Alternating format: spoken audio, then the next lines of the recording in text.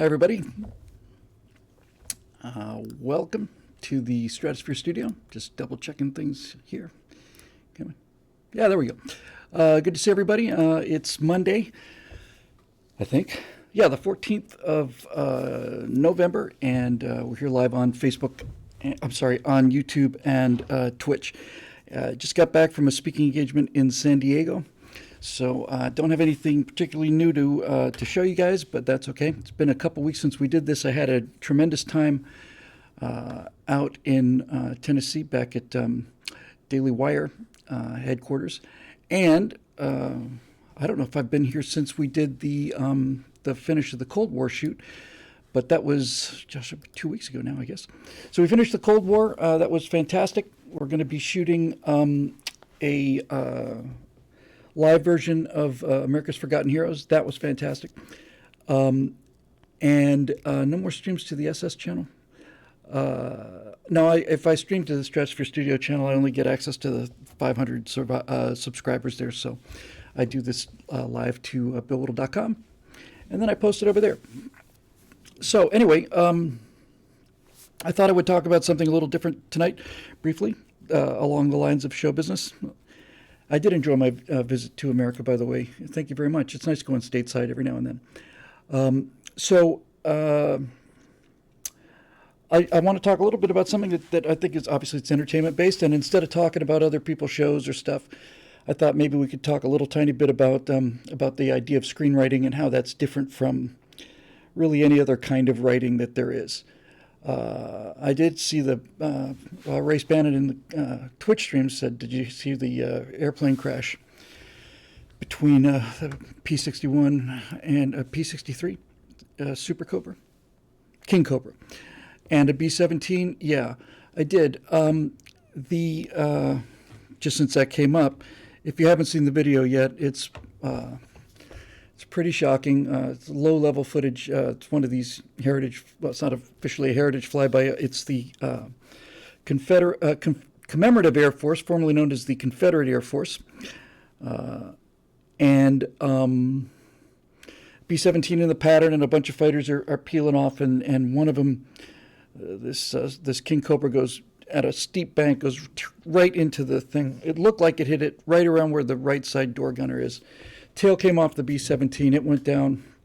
10 people killed, one on board the fighter, and I guess there were 9 people on the B-17. They offer rides on those things often, and I've often wanted to take one, and I still do. Needless to say, it's a terrible, terrible thing about the people. The people are irreplaceable. 6. I heard there were 10. Okay, well, that's somewhat better. So obviously there's the loss of people. In fact, this actually kind of makes a kind of a point. After I got over the fact that, people have just been killed, my second thought was, and an irreplaceable B-17 is gone. There aren't that many flying. There's only 2 B-29s. And I think I don't know the answer. If I had to guess, I'd say there's probably 5 or 6, maybe that many. There are a lot more Mitchell. B-25 Mitchell's a twin-engine medium bomber. The bomber from the Doolittle raid, those are significantly more of those because they're a lot easier to maintain, and they're awfully cool airplane. I love the B-25. So my first thought was, oh God, the poor people. And the second thought was, my God, the airplane is gone. It can't be replaced. It's a B-17 and another priceless bit of our heritage gone. And then my third thought was just almost circle back on my second thought. The airplane is an irreplaceable piece of history, and it's gone. And then the circle back realization is, and the people are even more irreplaceable than the B-17. This is something that has to constantly be remembered. And as I continue working on this Masters of Soviet Terror thing about the police state of the Soviet Union, the thing that just never, ever goes away is at every level, on virtually every individual over 70 years or more. It's unbelievable. Yes, Flying Fortress. It's unbelievable how callous and how flagrant the disregard for human life is in the Soviet Union. And one of the things that I'm working very hard to do in this series is to perpetually bring this back to the reality of irreplaceable human lives. You'll see, oh yeah, so he ordered, Lenin ordered, 2,000 hostages to be shot. Okay, what does that mean? What does it mean?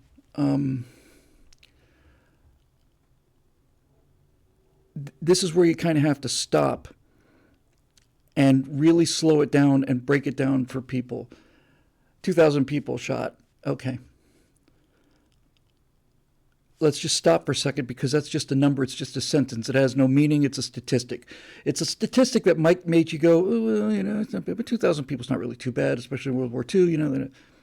You got to just stop and picture everybody that you know, close friends that you have, people who who you would, if you ran into them at an airport, would run over to see you. How many of those do you have? 50 maybe? 40, 50 people? Maybe less, maybe more. People who were, close to you.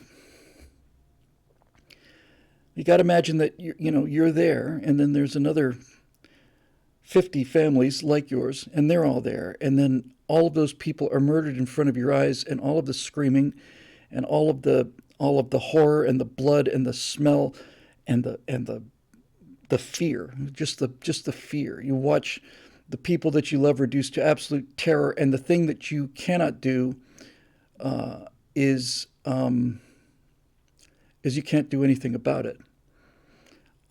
Eric Blake in our Twitch stream says, "Did I see Chernobyl on HBO Max?" Yeah, it was one of the best things I've ever seen, ever, of any kind, ever.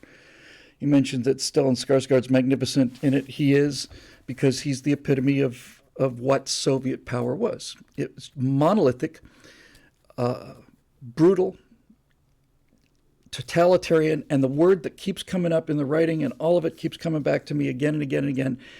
There's one word that describes all of this, and it's theory. Theory. These guys were people who sat in Lenin, because it's all Lenin. One of the things I'm looking forward to demolishing the most is this idea that, oh no, the Soviet Union really was a workers' paradise. It was just amazing. Yeah, they may have to do a couple things that were a little tough because there was a civil war going on, but no, Lenin's vision was beautiful, and then Stalin came along and ruined it. Absolutely wrong, 100% absolutely wrong, and it's inverted. Lenin wrote the instruction manual on all of it, and Stalin followed the instructions. That's it. So you have to stop, and sometimes you get things that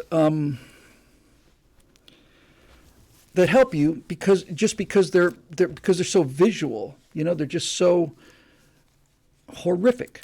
During the Red Terror, which was launched after a assassination attempt against Lenin, as opposed to the Great Terror, which was Stalin's work 10 years afterwards. All across the Soviet Union, the thing about this is that the Bolsheviks were never very popular. They were a tiny majority, a tiny minority. Call themselves Bolsheviks means majority. I get into that. I won't get into that now. But they were a relatively small minority, and the only way they could get this idea, this theory, in place was to terrify people into going along with it.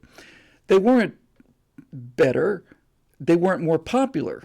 The Mensheviks, the social revolutionaries, had 6 or 7 times their membership when the whole thing started. What they didn't have was the ruthlessness of Lenin, so he would just go out and start murdering his way into power. And that's obvious. During the Red Terror, they took Orthodox priests, nuns, and monks and fed them the sacraments And instead of the chalice being filled with wine, it was filled with molten lead. They put people in barrels that had 9-inch nails driven into them so that they're extending, this far on the inside of the barrel, put a person in the barrel, and then they'd roll it down the hill to great hilarity. The amount of cruelty that was inflicted on the scale that it was inflicted is so horrific that when I see people wearing the hammer and sickle thing, and I think, well, yeah, it's like the Nazis times 4. You get to a point when there's so much murder that you can't even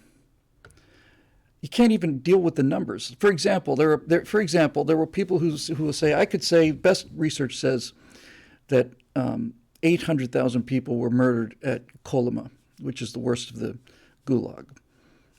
Best estimates are the deadliest place in the world was Auschwitz with 1.2 million people killed. Then Kolyma with about 800,000. And right in that neighborhood is Treblinka with 750 to 800,000 people. And what you'll find is, you'll find people who will say those numbers are wildly inflated. No more than 200,000 people murdered or killed at Kolyma. And what do you say to that, right? Oh, I'm sorry, it wasn't 900,000. It was only 200,000 people killed for this theory. What do you say to that? And you hear it all the time. No, it wasn't 6 million. It was only 2 million. Really? So then you get to the flip side of this argument, because you can't write the story without constantly coming back home. You can't. Infidel 42 says after your first 100,000, you've made your point. Yeah, exactly. You can't write the story of the Soviet secret police without occasionally, not any degree like we did in the Cold War, which was tried to be more or less a 50-50 balance, but every now and then you have to jump back to America to compare it to this monstrosity, and the monstrosity of the Chinese Communist Revolution, the monstrosity of the French Revolution, and all, and Rwanda, and all this stuff. You just got to come back here. You just have to come back, and just look around. And ultimately, that's the reason I'm doing this. The reason Daily Wire is doing it. I know how this stuff happened. I see signs of them trying to start it here. These should worry you, but if you can capture a shadow of the horror of it and realize, of all the lines that I've written so far, the two that I like the most are, if you're one of those people that wants to defend communism, the best single thing you can do is know as little about it as possible. I like that line a lot. The other line I like a lot was, people say that they didn't do communism the right way. Well, they didn't do it the right way, and they didn't do it the wrong way. They did it the only way. It's the only way it can be done. If you're going to reshape society in a way that is antithetical to human nature, then that's what you have to do. So comes a point when you reach, horror saturation. And that's something that I have to get around as a writer. It's something I have to break through. I have to stop the train every couple of miles and just stop the train. We've been zooming past nothing but corpses coming by the window, for the last 40 minutes, 20 minutes, whatever. Endless streams of bodies to the horizon. They're just a blur. And then you have to just stop the train and look out the window and say, okay, now look at that little girl's face. Look at that old grandfather's face. Look at the faces. Look at the blood on them. Look at they're real people, right? You see all these real people out there. Can you see them? You see what they're wearing? You see what they look like? Yeah. Okay. We can pick up the pace again, and then more blurs come, and you can hope that people will keep the faces of a few hundred in their minds when you start talking about a few thousands or a few 100,000s or millions or whatever the same way case may be. Now, this particular show, the Stratosphere Studio, is about filmmaking and pop culture and that kind of thing. So I'm not trying to make a political point here. I'm trying to make an entertainment point here. Steven Spielberg handled this as brilliantly as anyone I have ever seen handle this. And he did it very simply. He basically, in the middle of Schindler's List, which is a black and white movie, He put one little girl in a desaturated red jacket. And you've got Liam Neeson looking down on the town. He's seeing all these murders. There's people lined up 7 deep. They shoot into the first guy. The bullet goes through 5 of them. They go down, and then the 2 left standing are shot in the head and so on. Murders, people hiding in sewers, death. And there's just this one little girl in a desaturated red dress, just one little tinge of color, and he looks down and sees that. And the genius of it, is to do what I am trying to do here. And he's not bashing you over the head with it. When you first see that little girl, you see her walking around, she's terrified. Everybody's in motion, everything's in motion. And then she disappears for a while, and then later, I think it's on the bonfire where they've got these stacks of bodies. You just look off in the corner there, and there's a giant mound of dead people, and one of those little people is wearing a red jacket. And we've seen a close-up of that girl. So what he did was he used this brilliant piece of storytelling, visual storytelling, I might point out, to make the big into the small, and then the small into the big, and it's just unbelievable. Some people have been pointing out in the stream comments, especially over at Twitch, when I just wrote these lines last time I was working on scripts, I got to this issue. Why nobody ever thinks about the Soviets in the way that they think about the Nazis. And I've maintained for 20 years now that the reason is that there's no pictures. Right? It's pics or it didn't happen. We have film of bulldozers pushing corpses into mass pits. We have aerial footage of Auschwitz. We've got the gate. We've got the railway tracks. You get the brick entrance. You've got the Arbrecht macht free, the work sets you free on the gate, designed to calm people down so they wouldn't get too hysterical, because most of the people would arrive at Auschwitz and just immediately be gassed. And so there's something there. You can visit it. It's tangible. Treblinka doesn't have that power because they bulldozed Treblinka down to the ground and then basically reseeded everything and tried to pretend like it wasn't there. But when you go to Auschwitz, Auschwitz is there. One of the first people to arrive at Treblinka, sometimes the memory just goes a little soft on me here. Hang on a minute.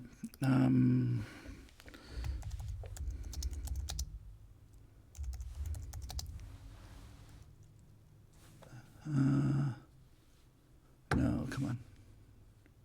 Sorry, 1 second.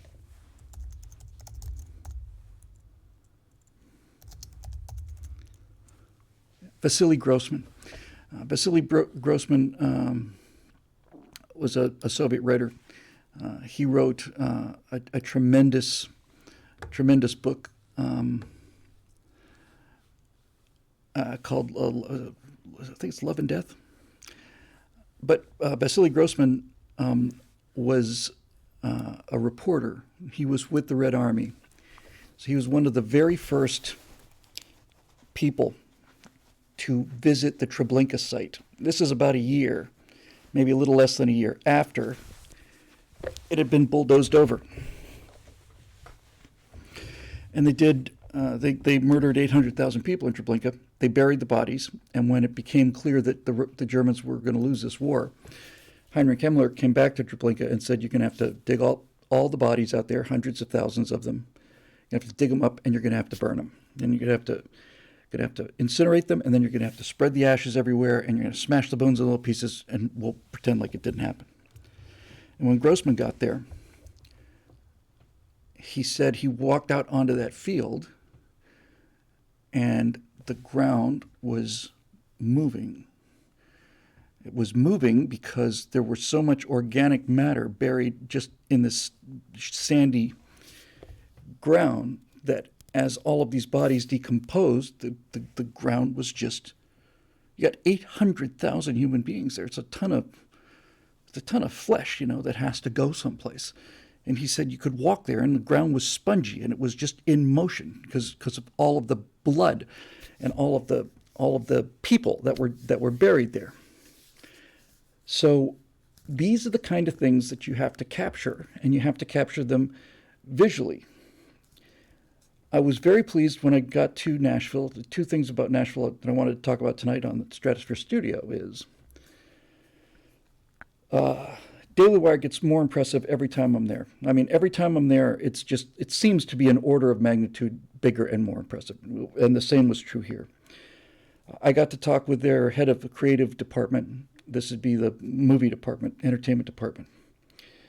And I talked to him about the series that I'm writing now. And then I talked to him about doing feature films. I'll get to that in a minute. But as far as the series we're doing now goes, Daily Wire has purchased, or at least is using, one of these high-definition LED walls. I think they're calling it the volume. Okay, the volume is where the background is composed of essentially extremely high-definition television sets with no seams. They did Mandalorian that way. So the thing that lights the actors is the environment, the way it would really be. And if you've got this kind of a thing with this kind of power, and you have a sun up in the sky on that panel over there on right, is on panel 13, then that's where the light is coming from. The reflections off of anything shiny will be correct, the lighting will be correct. So it's actually amazing. And because it is essentially taking you, it's the best way to think of it is like a green screen. So it takes you and can put you into any environment you want to, and you can move that environment around in real time.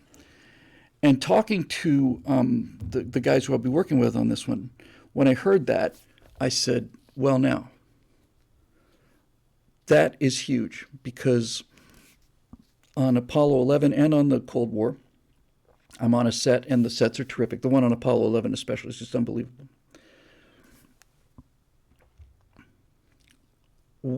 What are we going to make this Soviet series look like? But the beautiful thing, D.H. Hammer just tells me that Carrie Lake lost in Arizona. Well, what a frickin' coincidence and a surprise that is. I'll get to that in a minute. God almighty, I'm going to leave that alone, at least for the time being, because that makes me just...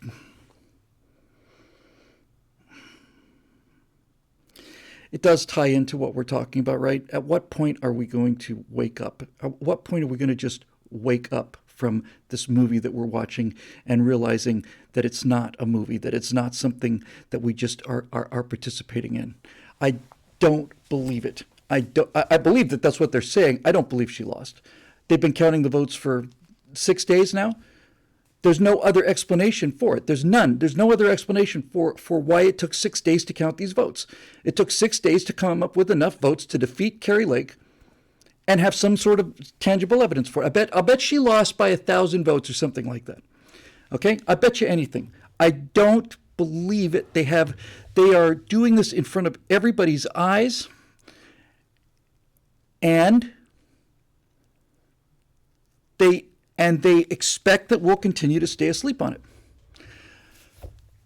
I'll come back to that. 6 days to count the votes. 6 days to manufacture the evidence is what it is. And for people who don't see this, for people who say, no, it's just perfectly normal. I don't know how anybody can make that argument. I don't know how anybody can say, no, there's no fraud going on. I remember when all of the results were in by midnight Eastern time, 9 o'clock Pacific, 2 hours after the polls closed in California. Every state was in, every answer was in. So, okay, all right. We'll see. Anyway, we're well on our way to that system, but that's more of a political story. I'm trying to keep these two streams uncrossed. I'll bring it up tomorrow. We're shooting right angles twice a week starting tomorrow. Anyway, enough of that. So, back to where I was. The reason that the Soviets got away with it, and the reason you can wear a hammer and sickle on a college campus in America on your T-shirt and not a swastika, is because there were no pictures of Kolyma. Even if you look at pictures of Kolyma today, they're sheds. Most of them are gone. It's just a blank spot. One of the writers who was at Kolyma wrote, he was there for several years. It's a miracle he survived it all. He wrote that there was a day when they were blasting some of the permafrost or something, or maybe it warmed up or something, and these bodies just came out of the frost as it started to melt. There were just thousands of them. It's like they were put in there yesterday. There's plenty of places to bury dead people in Siberia. There's mountains and mountains of dead people. And the reason that they're dead people is because people wanted power for their theory. And I'm looking at the outcome of this, and I'm looking at the precursors of this when I wake up. It's enough to make you a little upset. I think Kari Lake's going to fight this, and we better fight this. We better fight it. So there's that. And the other thing about the Soviets that gets them off the hook in a way that the Nazis didn't was mentioned by Martin Amis, who wrote a book called Cobra the Dread. And this one's a little touchy. This one's a little harder to get to deal with. You can understand, okay, there's no photos, nobody knows the name. If I went out on the street and asked, how many of you have heard of Kolyma? I don't think it'd be 1 in 1,000. If I showed you a picture of Heinrich Himmler, any educated person, which in America today means probably 1 out of 10, could tell you who that was. If I showed you a picture of Beria, probably 1 out of 50 could tell you. If I showed you a picture of Yezhov or Yagoda, I guarantee you not one person in 100 could tell you who those people were. But Yezhov, Beria, and Yagoda together made Himmler look like a hobbyist. So we have that to do. I'm really going to have to resist the temptation to get into this Kari thing because I really want to keep these shows separate. I really do. So tomorrow morning we shoot trifectas and I'll have a conversation. And Scott Ott thinks that everything's fine. I don't know how you can come to that conclusion when you take 6 days to count the votes of one county in America, while the state of Florida got them in an hour and a half after the polls closed, right? So the thing about the series with the communists, I was talking about the LED wall.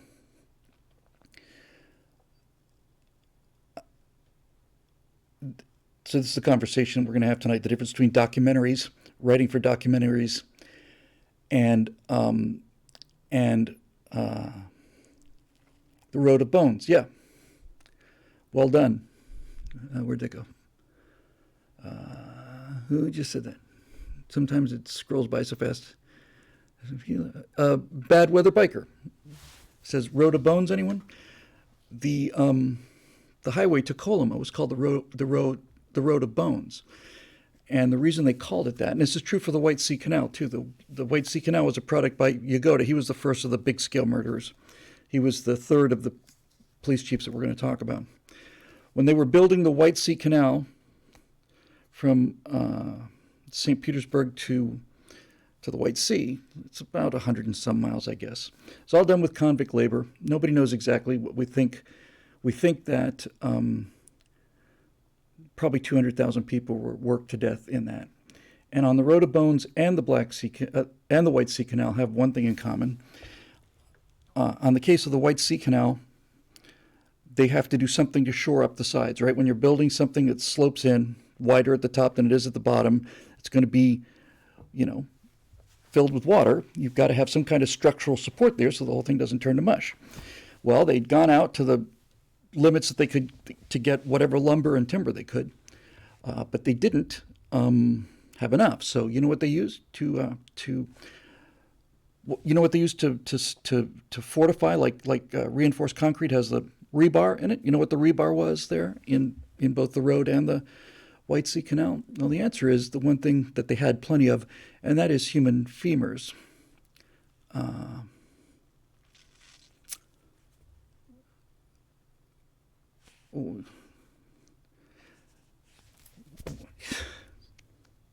It's a building material. It's the one thing that the Soviet Union had in abundance. The only thing they had in abundance was bones. So they used bones. They used human bones, skeletons, to brace the walls. And then when they were finished with it, they found out that they hadn't built it deep enough so that they couldn't use it. It was the kind of thing you put a little pleasure boat in. You couldn't use it for anything serious. It couldn't send any freighters down it.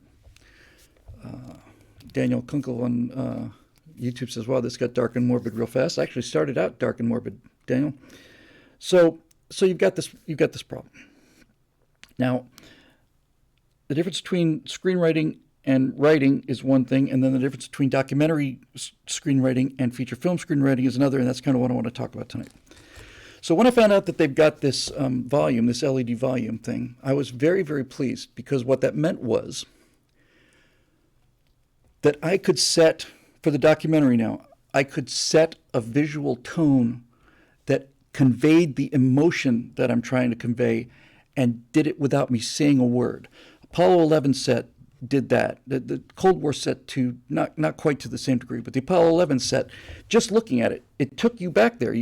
I'm in Mission Control. There's a top quality Apollo moonwalker suit replica back there. There's a perfect replica of a Mission Control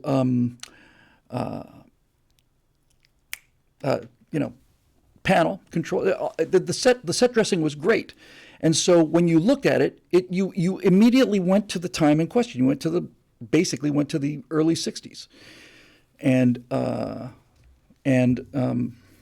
the Apollo program, which, I mean, the moon landing in 1969 was really the end of the '60s, even though the '60s kind of, you get the idea.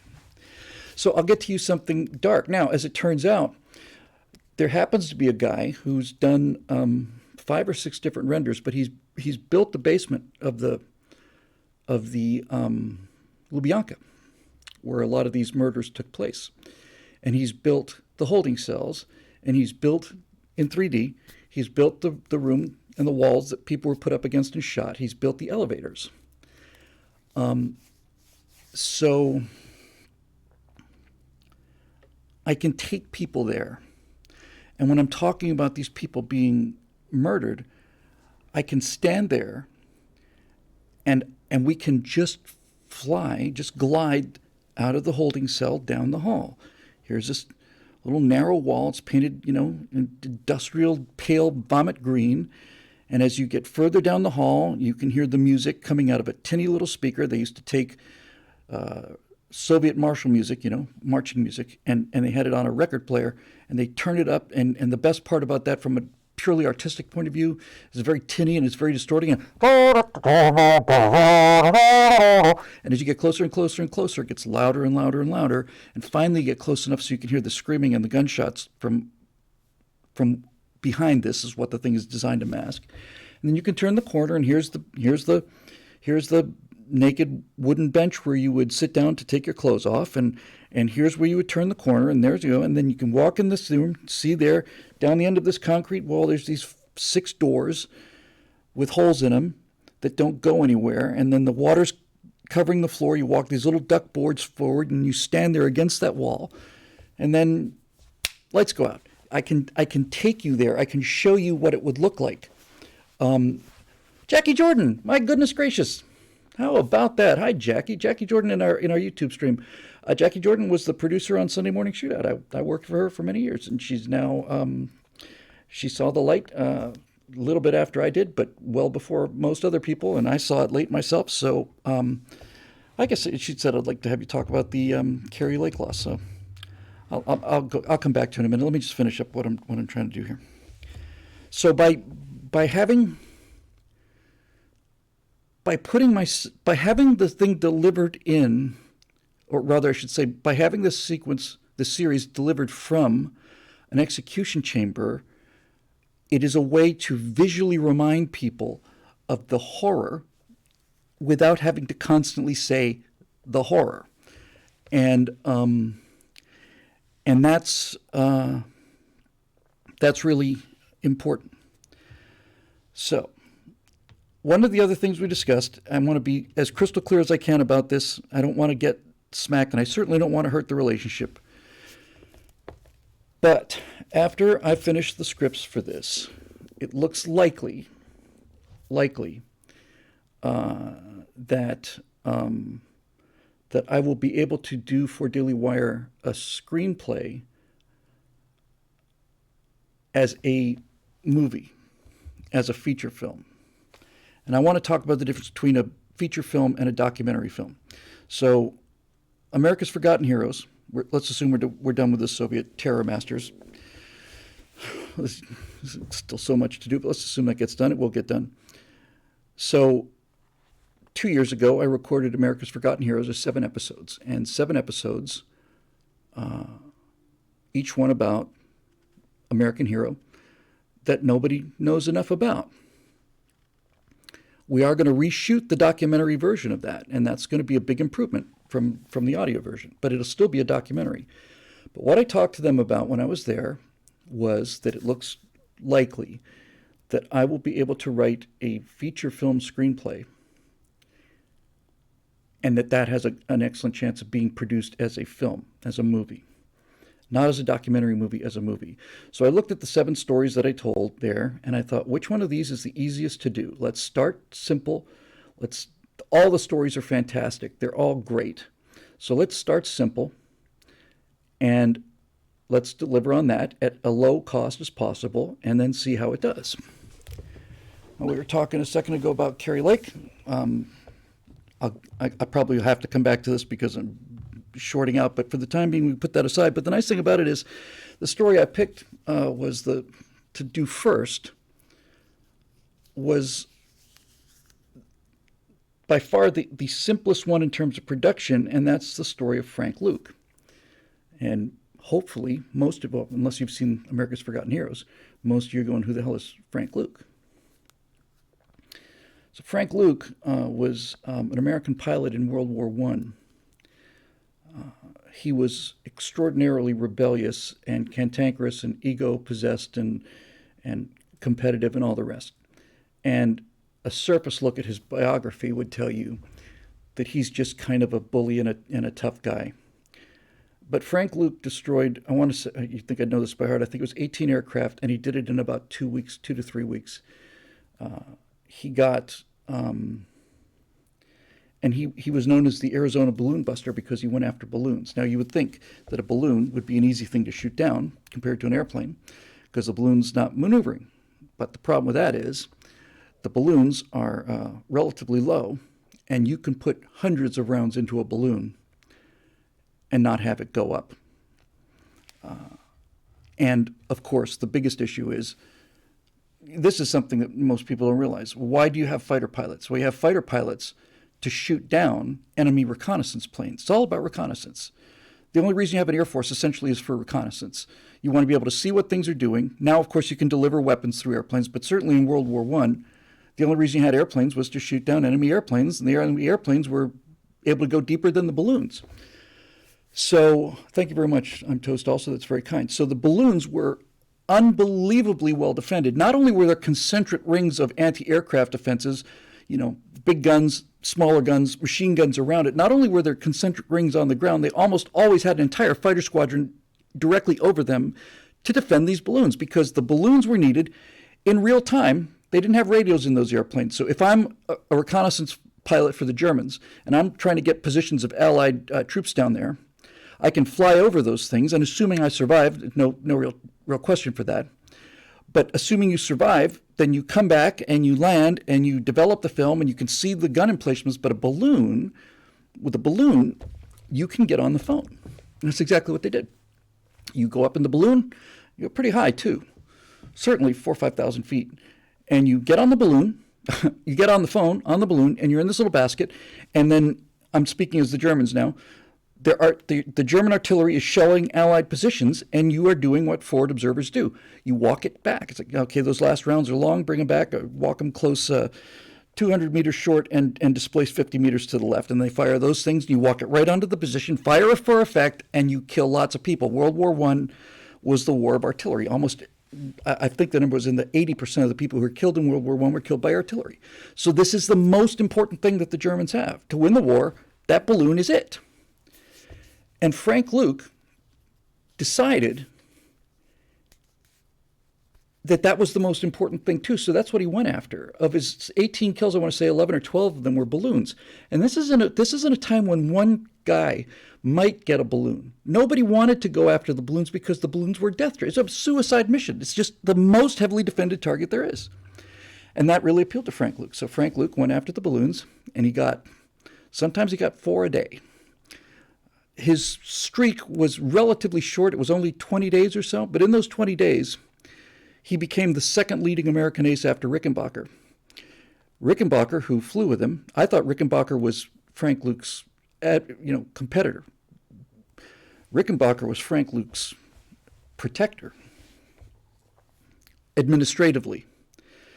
But everybody who flew with Frank Luke, Rickenbacker, his flight instructors, guys in his squadron, guys who had gone up there and fought the Germans in aerial combat with the best planes they ever had with the Fokker D7s, everybody who ever flew with Luke or saw Luke fly said that he was the best pilot of the war, certainly the best shot of the war, and that he would have made short work of Richthofen if the two of them had been up in the sky alone. It would have made very, very quick work of him.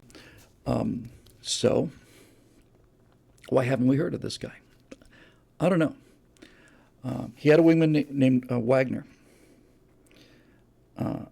And Frank Luke and Wagner were both, or Werner. It's been a while, forgive me. I think it was maybe Werner. Frank Luke was a loner.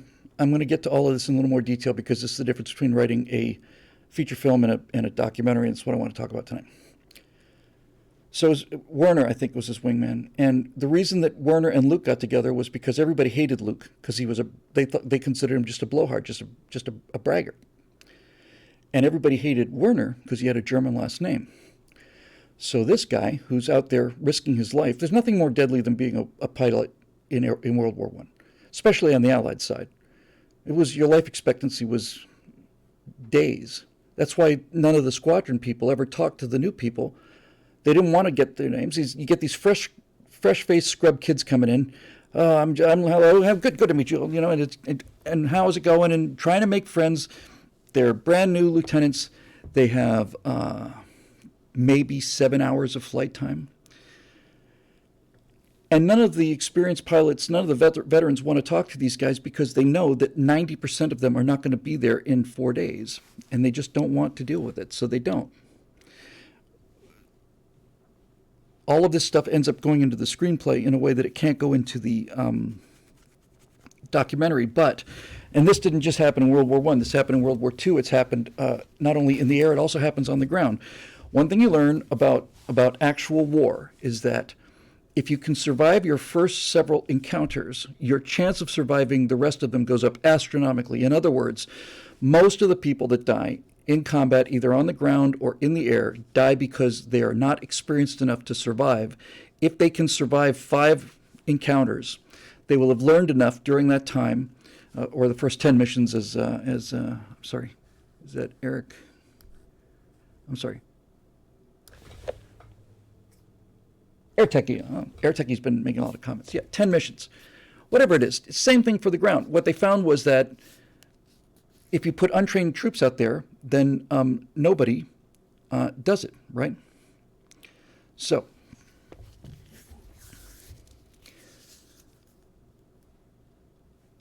you've got these 2 loners, and in the space of about a week, Luke gets 7 or 8 balloons plus 2 or 3 Fokker D7s in a couple of recon planes. Werner gets 5 or 6. And Werner was investigated. I don't know if it was by the Army. I think it was probably pre-FBI. He was investigated.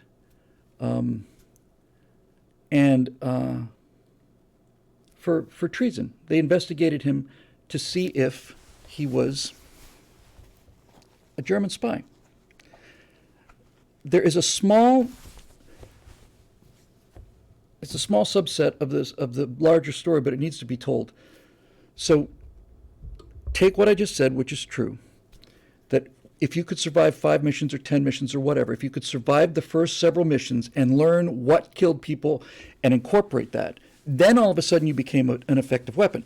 The people that go up without that experience are just simply shot down. You lose the pilot, you use the plane, you don't accomplish anything, right? So what that's really telling you is that it's the pilot that's the resource. You can shoot, they're making planes faster than they can make pilots. What you want is not just pilots, you want experienced pilots.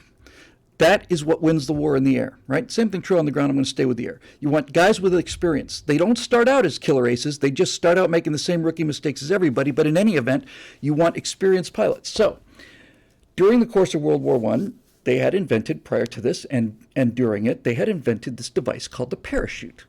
And the German pilots, certainly in the latter half of the war, were given parachutes.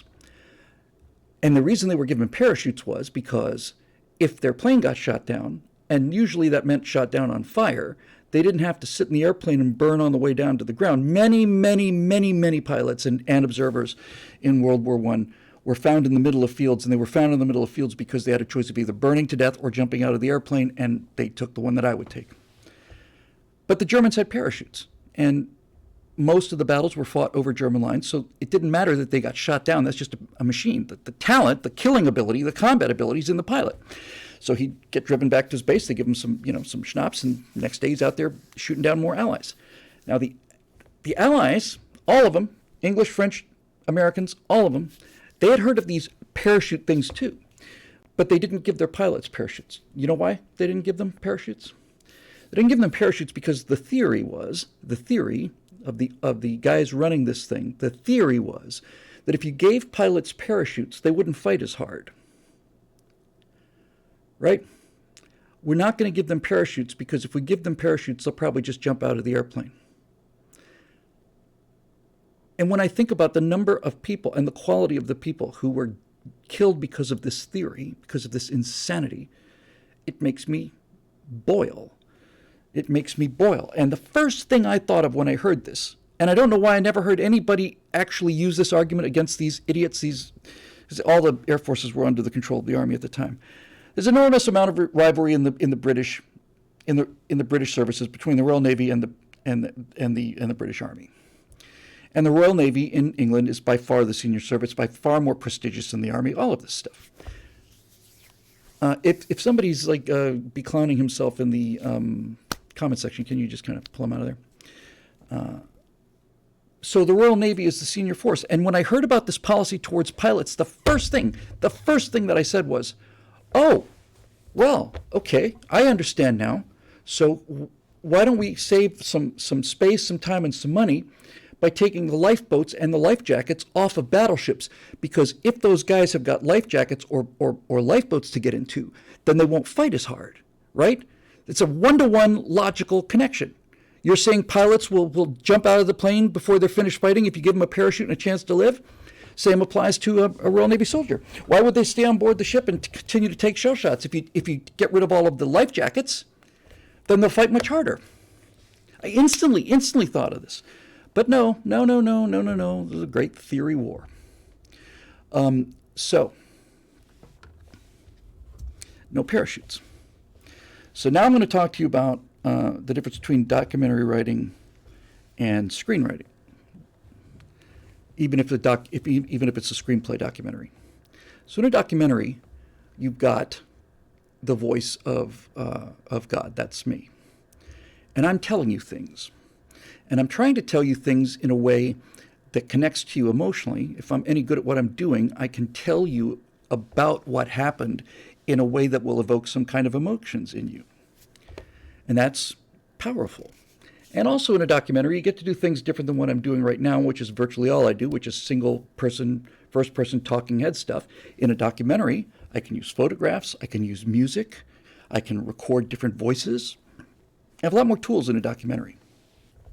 And the entire purpose of the documentary is to give people information and put it on top of emotion so that the information and the emotion together make an impression. They change your life. You didn't know this before. Now you know it, and not only know it, you feel it.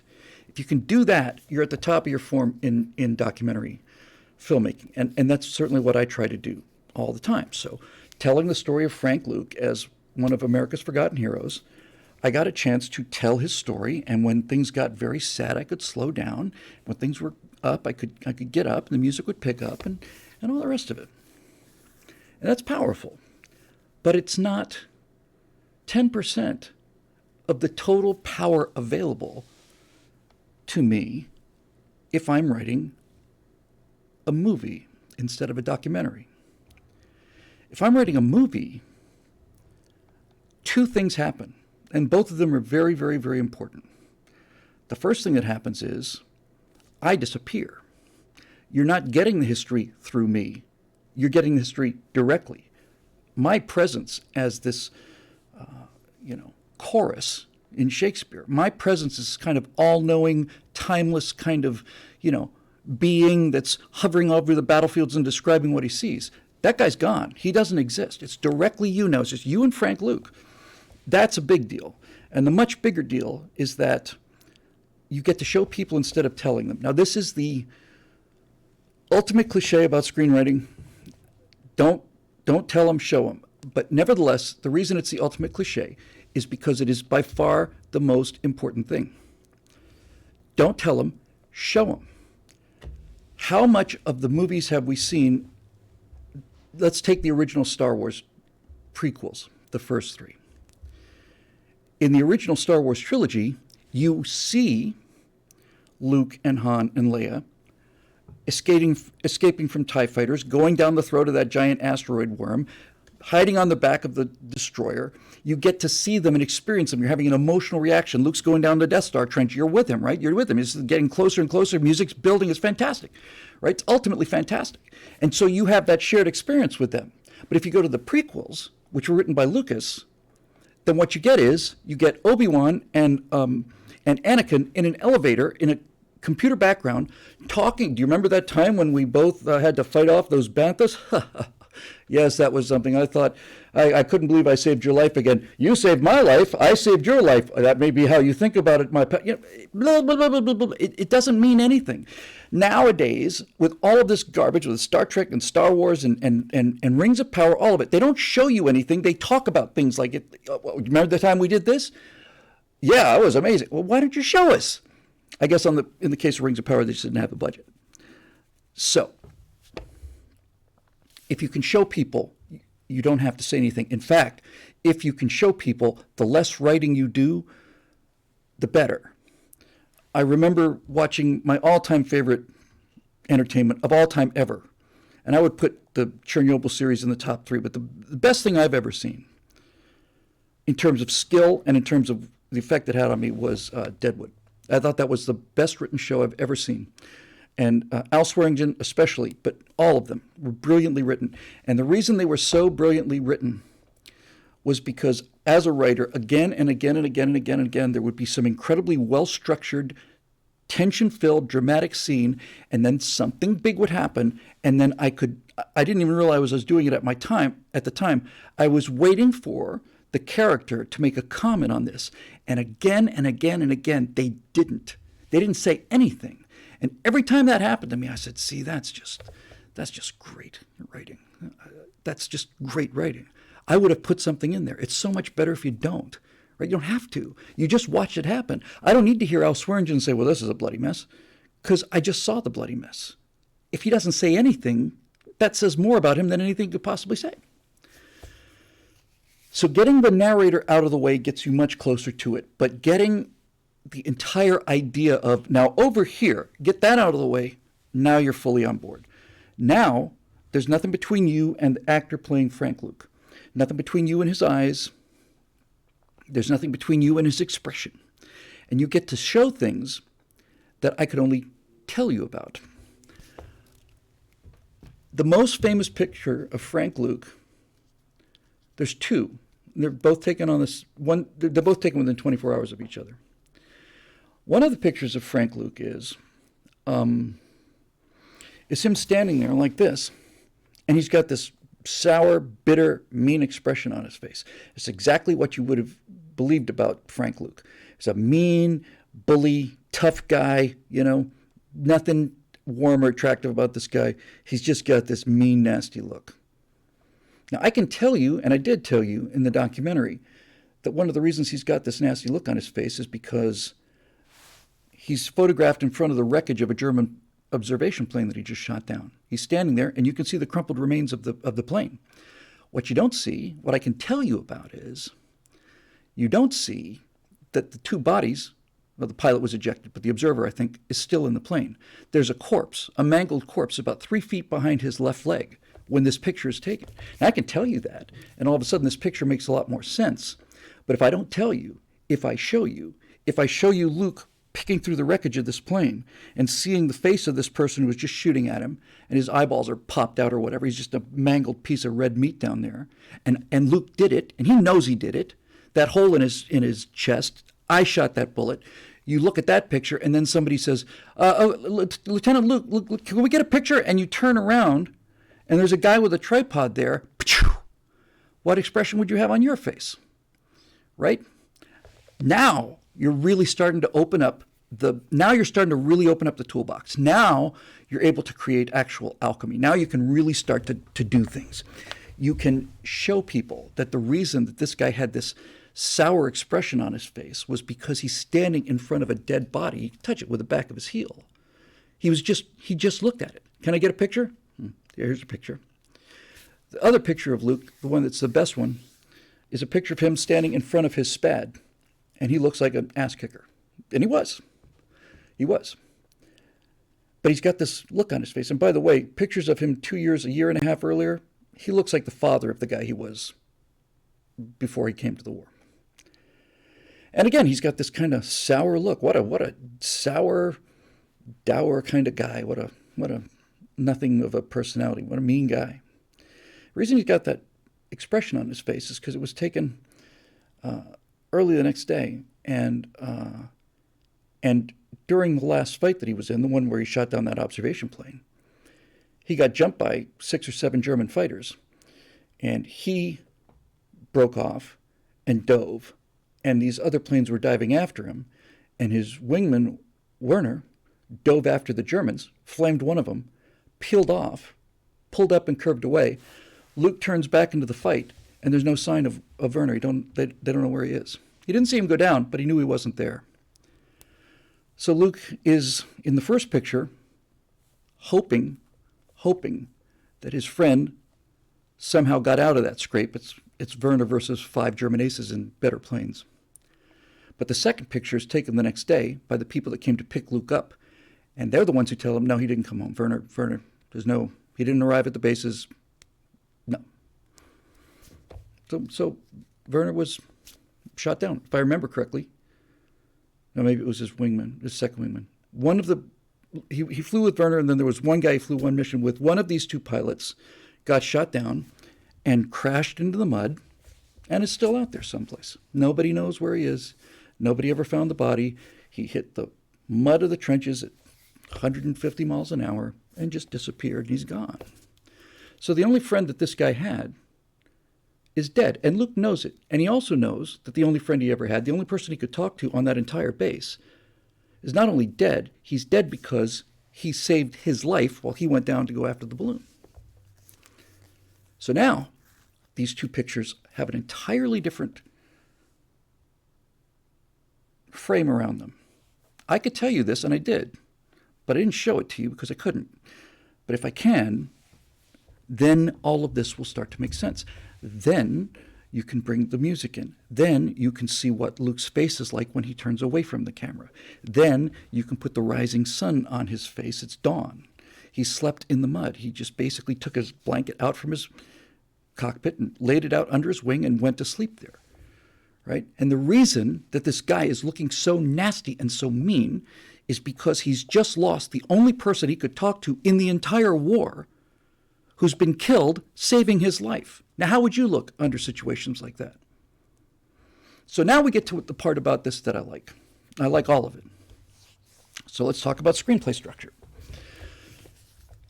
When I was a young boy of 50 or so, I was introduced, actually, when I started making movies, I was 16, 17. And unlike most people who go out there and goof around, my friends and I took this very seriously. We had a group of 7 of us, 4 of us really, in a group called Free Whip, which was Fritz, Lee, Whittle, and Stipp Free Whip. Doesn't make much sense, but we were happy with it at the time. And so we started making James Bond movies when we were 16, 17. I had just failed the vision test for the Air Force Academy, and I'm sitting in my apartment for 2 or 3 months staring at the walls. And my friends came by and said, come on, we're going out. What are we going to do? We're going to make some movies. I don't want to make any movies.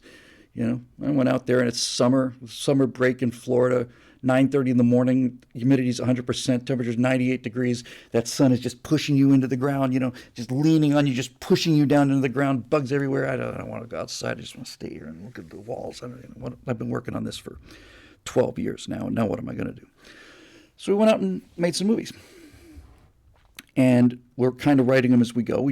My friend Fritz is, as you might suspect, German descent, Fritz Bronner, Frederick VII, Christopher Bronner, blonde guy. And so, like white hair blonde. So we decided to call him James Blonde. So we made these James Blonde movies. Hey, first time chat from Bald Wino Range, excuse me. Hey, Bill, big fan, saw you on the Dennis Miller show way back when. Wow. Thank you. I think you might have heard me because I don't think I did his TV show, but I did his radio show. Thank you very much. It means a lot to me. So now I'm out there making movies. And I had so it's 1977. Okay, it's not my fault. 76, 77, not my fault. We were all wearing those little boots at the time for shoes, right? The little zipper down the side, they came up to, like to here, right? That high. And zip them up, little boots. Great. I loved them so much. But I didn't have a chance to get another pair because we were kind of tight on money. And so the heel had detached from the boot. And so whenever I would walk, the heel would go slap, slap, slap, slap, slap, slap, slap. We're shooting this scene. I didn't write this one. We're shooting this scene, and I'm supposed to be this agent, and they're comedies. We had great props and great guns and all kinds of things. And I'm standing. There's a tree that forks down real low, and I'm standing in this tree, and I've got my binoculars out, and I'm looking at the bad guys. I'm one of the good guys. And while I'm doing this, Star Trek boots, exactly, Don. While I'm doing this, I can feel that as I move, the heel of my foot is not wedged in there. It's just, I can feel it tugging. In other words, my heel is between the two branches, just barely, and as I move, I can feel a little bit of resistance on my right foot. So, camera's rolling, I'm doing this thing, and instead of lifting my right foot up, I push my right foot down pretty hard. And I put the binoculars down, and I turn around and go walk back to the car, and my shoe and my foot stays with the tree. And now I'm trying to get this thing undone. Not as hilarious as it seemed at the time, but it was fun for me, and it got a lot of laughs.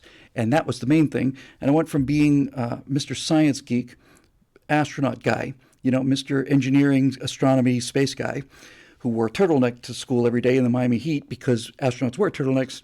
That guy, the weird kid.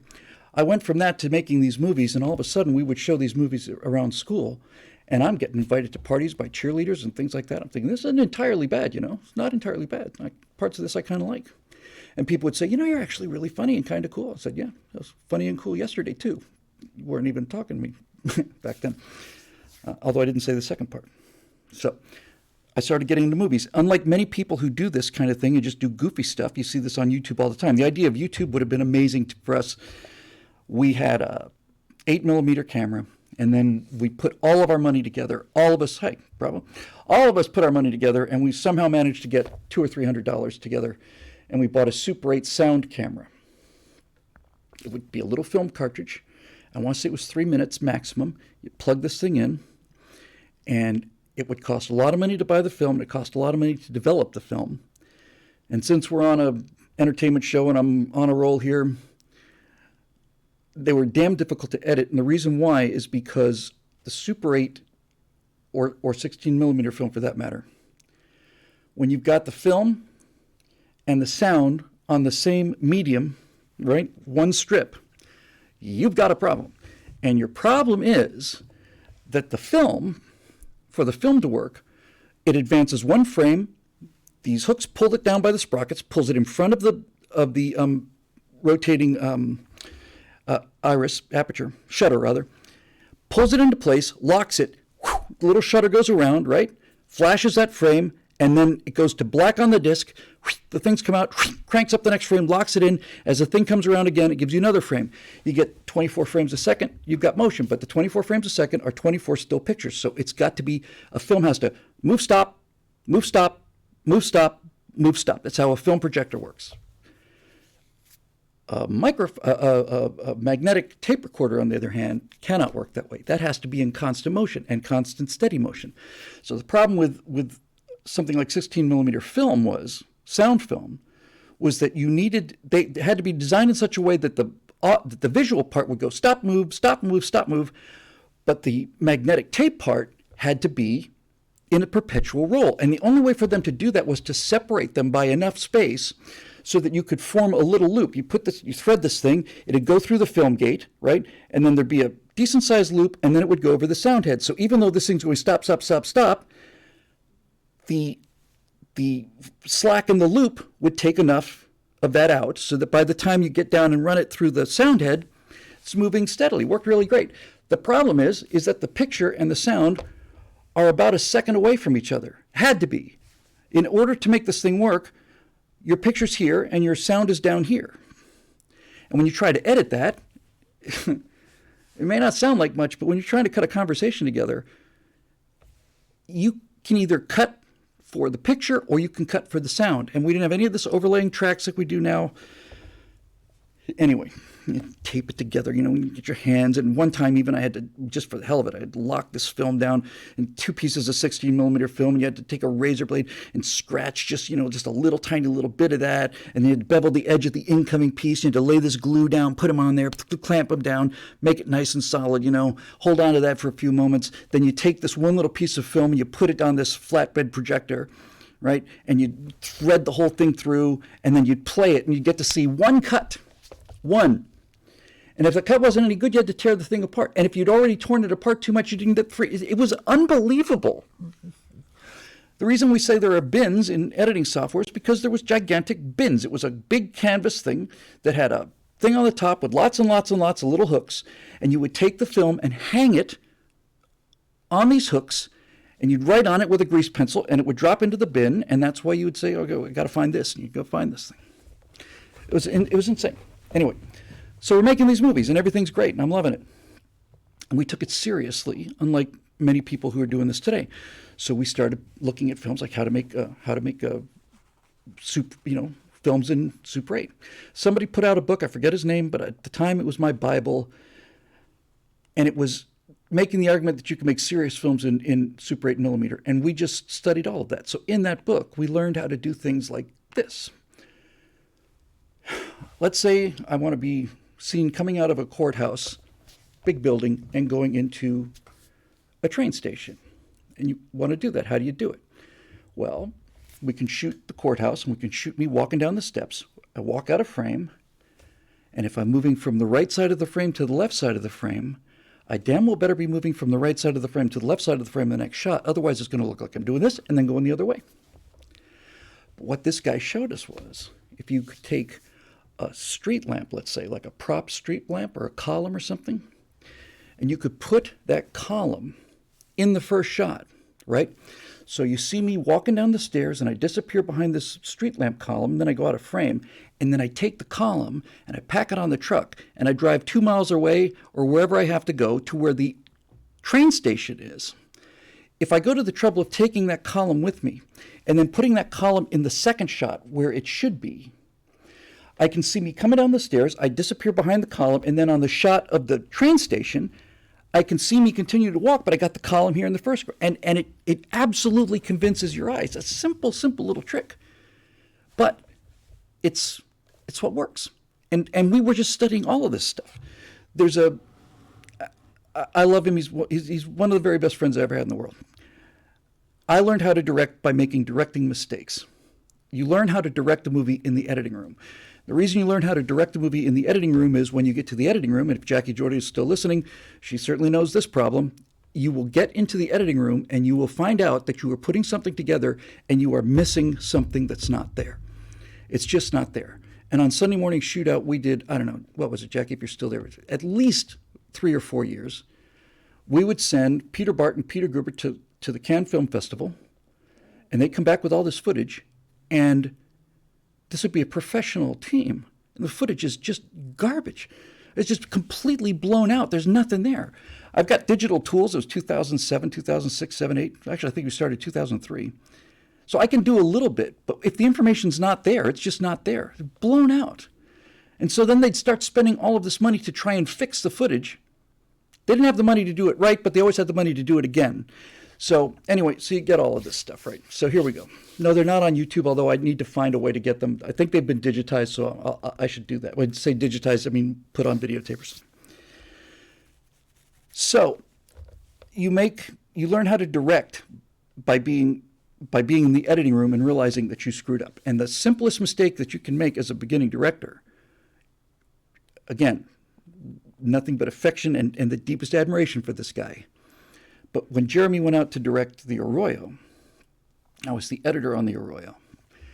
Jeremy came back with several times where he had made the same mistake, and then you really have to fix it. Here's the mistake. If I shoot somebody this way, and they're on the right of the frame, and they're looking this way, right? And I'm having a conversation with them. So I put my camera here, and they're looking that way. And then I go to the other side of the other person, and I shoot them. What I'm going to end up with is two people having a conversation looking in the same direction. It just doesn't work. There's no alternative. You have to flip the film. There's just nothing else you can do, right? This is called crossing the line. And the simplest way to think about crossing the line is you can set your cameras anywhere you want to, anywhere you want to. Easiest way to think about it is if you tie a string between my nose and the nose of the person I'm talking to, my cameras can be on one side of that line or they can be on the other side of that line. That's my choice. But once I make that decision, I cannot cross that line, because if I do, my orientation in the frame, if I'm looking this way here and I cross the line over to this side, now I'm looking the other way. And you can't have a conversation where both people are looking in the same direction. It's a simple mistake. Yeah, Marusha called it, it's a 180 room. But it's hard to understand. I'd never heard anybody say this, but I, for my own benefit, said, just tie imaginary string between our noses, anything you want on one side, if you put them on the other, everything falls apart. How many times have you seen this in movies, especially documentaries, where you see the Russian army and the German army? If the guy knows what he's doing, even if he has to flip the footage, this is what he'll do. If he knows what he's doing, he will have the Russian troops moving from frame right to frame left.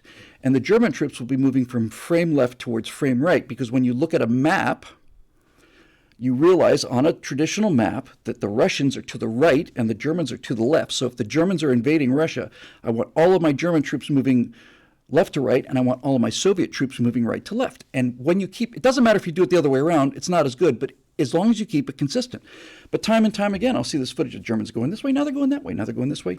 These may not sound like a big deal, and your brain is able to get around it. Okay, they're Germans, I can tell from their helmets, but it doesn't flow.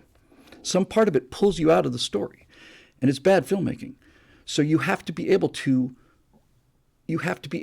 know the fundamental rules of how this stuff works. And movies have a distinct structure. In fact, a structure is too weak a word for it. Movies have a formula, and you can break the rules of that formula. If you're extraordinarily talented, you can break them, but you certainly can't break them until you know them, and you have to know them first. And a screenplay, an American movie, and I say an American movie because we're the only country in the world that makes movies. Other countries make cinema, and cinema's boring. Not all of it, but most of it. Movies, on the other hand, when a movie is made well, it's a perfect creation. And the reason it's become a formula is because over time and trial and error, it is the proven way to get the best results, meaning the best emotional response from your audience. This formula is the best way to do it. And here's the formula.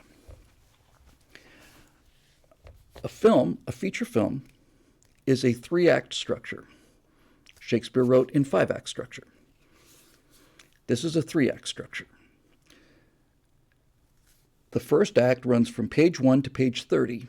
The second act is twice as long. It runs from page 30 to page 90.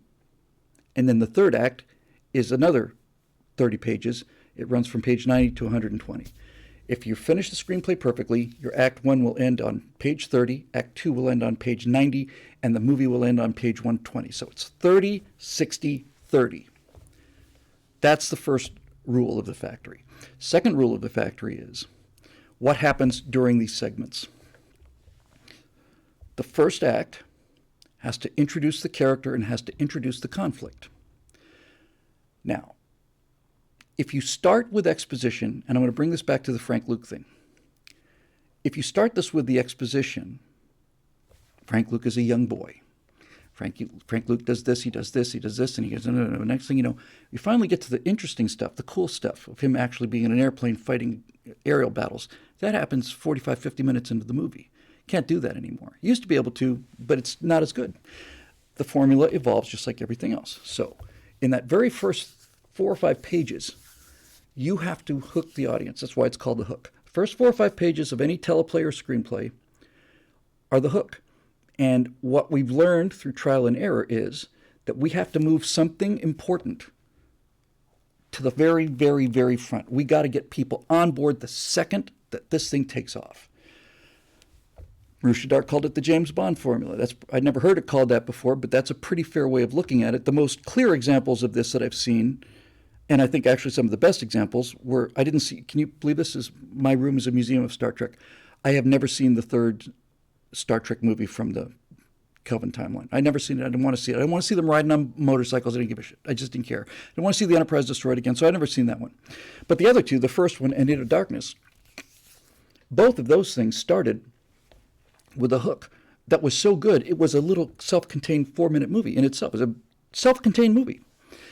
In the original one, it was the story of them running into the Romulan ship, and there's Chris Helmsworth as Sam Kirk, and he rams this ship. It's a 3-minute, 4-minute movie, but now we know who Sam Kirk is, and we've introduced the villain. In the second one, it's their Bones and Jim are running through this red forest, trying to get away from these natives that are trying to kill them. Spock is trying to stop this volcano from erupting. He detonates the thing at the right moment, saved it at the last minute. They dive into the water. The Enterprise comes out of the water.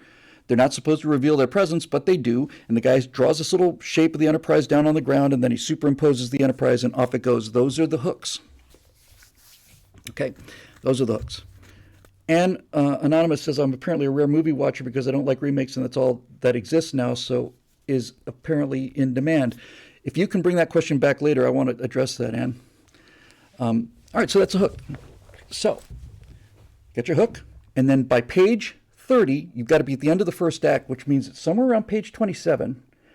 This is how accurate the formula is. Right around 27 or so, you have to have your first plot point. Something has to happen at page 27-ish to spin the direction completely away from where it was before. Luke Skywalker discovers that there's a hidden message inside the droid. He's no longer a farm boy. Now he's on a mission quest. Right? In Lord of the Rings, you've got the discovery of the ring, and here come the ring wraiths, and they're hiding from this thing. Now you're no longer just a bunch of hobbits eating carrots. Now you're actually in the story. That first plot point is designed to take you from the existence of the world before the movie, everything that happened before the movie started. We just assume hobbits are peaceful and all the rest of this stuff. And the USS Kelvin is on a mission of exploration. It's been out there for 30 years. It doesn't matter. Everything that happens prior to page 27 is one world, and then at page 27 or so, you get your first plot point, and that spins you off into the direction it takes you into the movie. You can't start in the movie, because if you start in the movie, if you start at the beginning of Act 2, then you've got nothing to tell you about what happened before, and the entire purpose of a movie is to show change. Period. You can write that down. Movies are about things that change. Character changes from this. Luke Skywalker starts out, especially over the 3-movie arc, he's a callow, kind of selfish, whiny crybaby, but he's got guts, he's got some talent, but he's never used it. He's nothing but potential and energy. He's got courage, he's got heart, but he doesn't have anything else. And by the time you get to the end of the 3rd movie, he is so much different. He's so much more sophisticated, so much more controlled, so much more disciplined, that instead of him wanting to get there into a fighter plane and fight these guys, he's at the point where he just takes his sword and just throws it away. I don't need this. I don't need this anymore. That's a character arc. It's the classic character arc. It's the journey of the hero. We'll save that for later. So something has to happen at page 27 that turns the story around, and then the act break at the end of page, right around page 30, is you've just cleaned up the plot point. In other words, a meteor falls out of the sky. Okay? That's page 27. You've got 2 more pages to say, my God, that meteor falling out of the sky. I wonder if more meteors are coming. Do you think? Yeah. What do we do? Well, maybe we should drive to the observatory. Boom, you're out of Act 1. So that's what happens. Now, Act 2 is the heart of the movie. 30, 60, 30. In the 60 is where you basically tell your story. You have to you should probably have already introduced your protagonist in Act 1, but if not by then, you've got to get him in right at the beginning of Act 2. And Act 2 is where the actual action happens. Now, there's a difference between plot and theme. The plot is what happens. The theme is what you want people to feel. Why am I making this movie in the first place? Well, as Anne pointed out, now the reason to make the movie is to cash in on existing characters and make more money. That's why they're garbage. They're just garbage. All right? They're garbage because they're not about anything. They are stealing the valor of something that was about something, and they're trying to get you to come back and see it because you had such an incredible good time last time. You came to see it so many times, made $1 billion, and now they say, oh, we own this thing that made $1 billion. Let's make another version of it, but with very few exceptions, and I'm talking to you, aliens, the sequels are just junk because they're not taking any new risks. I don't want to deal about sequels right now.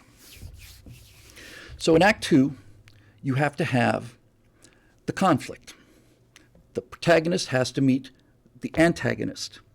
And every time that the protagonist and the antagonist clash, the stakes have to be higher and higher and higher. If they're lower and lower and lower, you've lost everybody and there's no reason to be there. First time the protagonist and the antagonist meet, it's got to be over something relatively minor. When they meet the second time, it's got to be higher and higher and higher and higher. So that's a rule that has to be there. At the end of Act 2, right around page 57 or so, just before the end of Act 2, 87 or so, you're just before the page 90 act break between 2 and 3. Right before that point is the most important moment in the movie. That plot point at the second act, at the end of the second act, that's the one that's going to make the movie work or not work. You can be clumsy and awkward about getting the people into the story, but if you screw up this one, it's over. What happens at the end of Act 2, at the plot point at the end of Act 2 is your characters have to reach the darkness of their soul. They have to reach midnight. If you don't do that, then everything that happens in Act 3 is not going to work because there's no contrast. You have to be reduced to your lowest point so that if you want a happy ending, you've got something to compare it to. So you have conflict. Maybe we've got a great plan, or maybe we've got this. We're going to walk in there. We're going to do this. We're going to kick its ass. It's going to be nothing to a piece of cake. And then somebody dies, and then something doesn't happen, and then we run out of ammo. Whatever it is, all of a sudden, all of the confidence and all of the momentum that you've been building during Act 2 stops. And now you realize that the people that you are rooting for are boned. They're done. They've been fighting this fighting, and now, right when you think the actual climax is going to happen, you realize that we can't win this. There's no way to win this. Marusha says the mentor dies. That often is the case, right? In the Fellowship of the Ring, Gandalf dies at that plot point. We don't have Gandalf anymore. How are we going to do this? But it's true for everything. You have to enter the darkness. You have to enter midnight. It's like darkest before the dawn. You've got to be all the way down, because in 2 pages, you're going to be in Act 3. And once you get into Act 3, you've got to tie this whole thing up. And when you tie it up, if you want a happy ending, I mean a satisfying ending, which is what movies used to be exclusively back when we had a healthy country. And if you don't think these things are connected, you're wrong. When we had a healthy country, virtually every movie that ended on a happy ending, some version of a happy ending, because we want to come out of the movie theater feeling better than we did when we went in, not worse. And when everything changed in the 70s, everybody said, oh, happy endings, we've been making happy endings for 50 years. That's right, that's because they work. Well, we don't want to be like that. We want to do something different. We want the good guy to die. We want the bad guys to win. Okay. All right. All right. Now you've taken the power of American movies and you've turned it into European cinema. Right? Great question from Ed Smith. What did I think of Rogue One? I thought Rogue One was by far the best of the Star Wars movies that came after the original trilogy. And you said no happy ending, but you had to stay to the end. No happy ending, no. It's true that the characters you were with died, but it was a happy ending. It's a happy ending because they got the message out, and Leia says, with this, we can destroy. This is hope. So it's a happy ending. So anyway, back to this thing. So now you've got your people down so low that they have no chance to win. And that's when the sacrifice of a character or an action or something, the guy does something, the woman does something, whatever the case may be. In Aliens, my favorite movie, this is crystal clear, this moment. They are about to escape, right? Bishop is flying the second lander in. They've managed to hold off the aliens, right? It's been bloody. We lost all these other guys. But basically, the ship has landed on the landing pad, and they can just get the hell out of there. Game over. We win. In Alien, that second plot point happens. Aliens, that second plot point happens the instant that Newt goes down that chute and into the water. Once Newt goes down that chute into the water, all of the stuff that we've been fighting for this whole time, right? Once that's happened, all of that's out the window now. Before Newt falls down that chute, because there's an explosion, before that random act happens, we've won. We've taken our losses, but the ship's out there. Bishop's on his way. We're just getting the thing and fly away. Nuke it from orbit. It's the only way to be sure. But now Newt has fallen down this thing and disappeared into the water. And is she dead? No, they keep him alive. So now we got nothing. We've used up almost all of our ammunition. Most of our soldiers are dead. We got next to nothing left. We got a tracking beacon, and we got Ripley. And I don't think any one of those soldiers would have left, but certainly it's Ripley's decision, right? And Ripley is essentially, she didn't have to say it. You could come out and say it. Would have made it worse if she'd said it. You could have had Ripley say, you guys can go if you want to, but I'm staying here, I'm going down. They didn't say that because they didn't have to. And it's unnecessary. So now, what we thought was the ending of the film, we got away, hooray. Nope.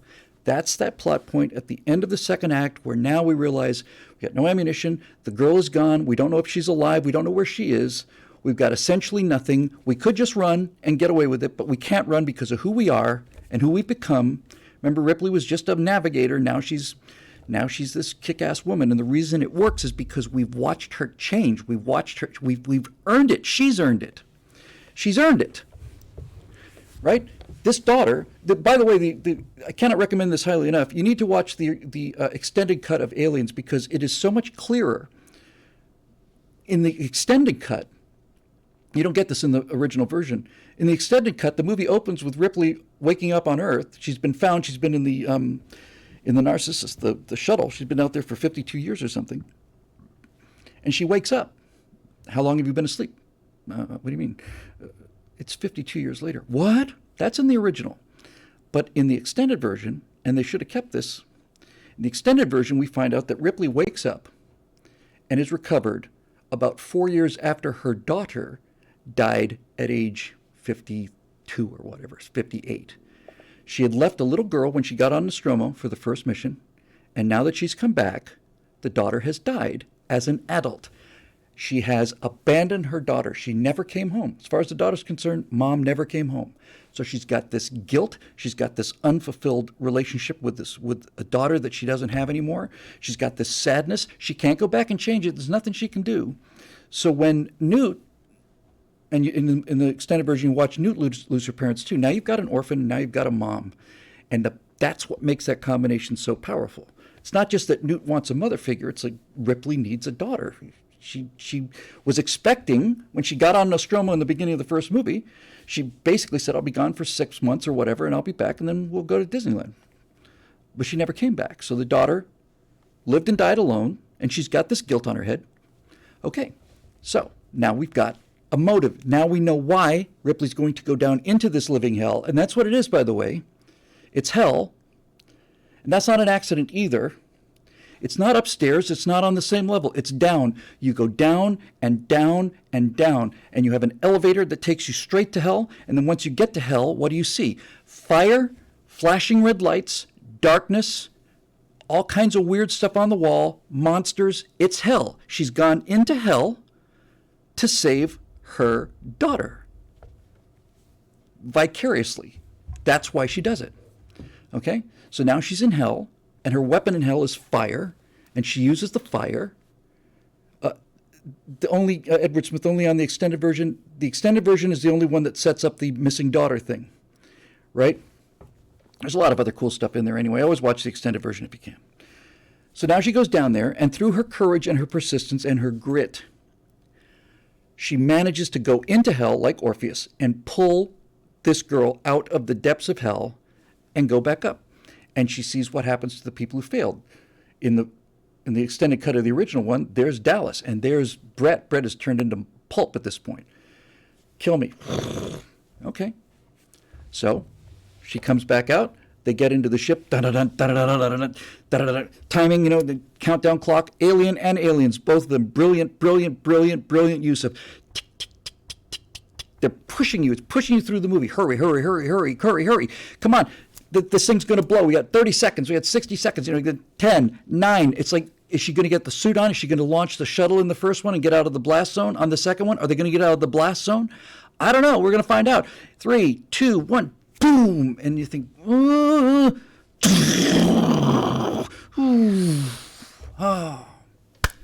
she's safe. She's safe. But she's not safe. She's safe in the first one. In the second one, this movie was made in 87, I want to say, Aliens. And this was when we started doing this, and I'm not entirely sure that this is entirely good, but this was began the age on blockbusters when trial and error showed us that the double ending could be very, very powerful, because we had been watching movies our entire lives where we knew that after the final confrontation with the villain, and you survive that, and the villain is dead, then you ride off into the sunset.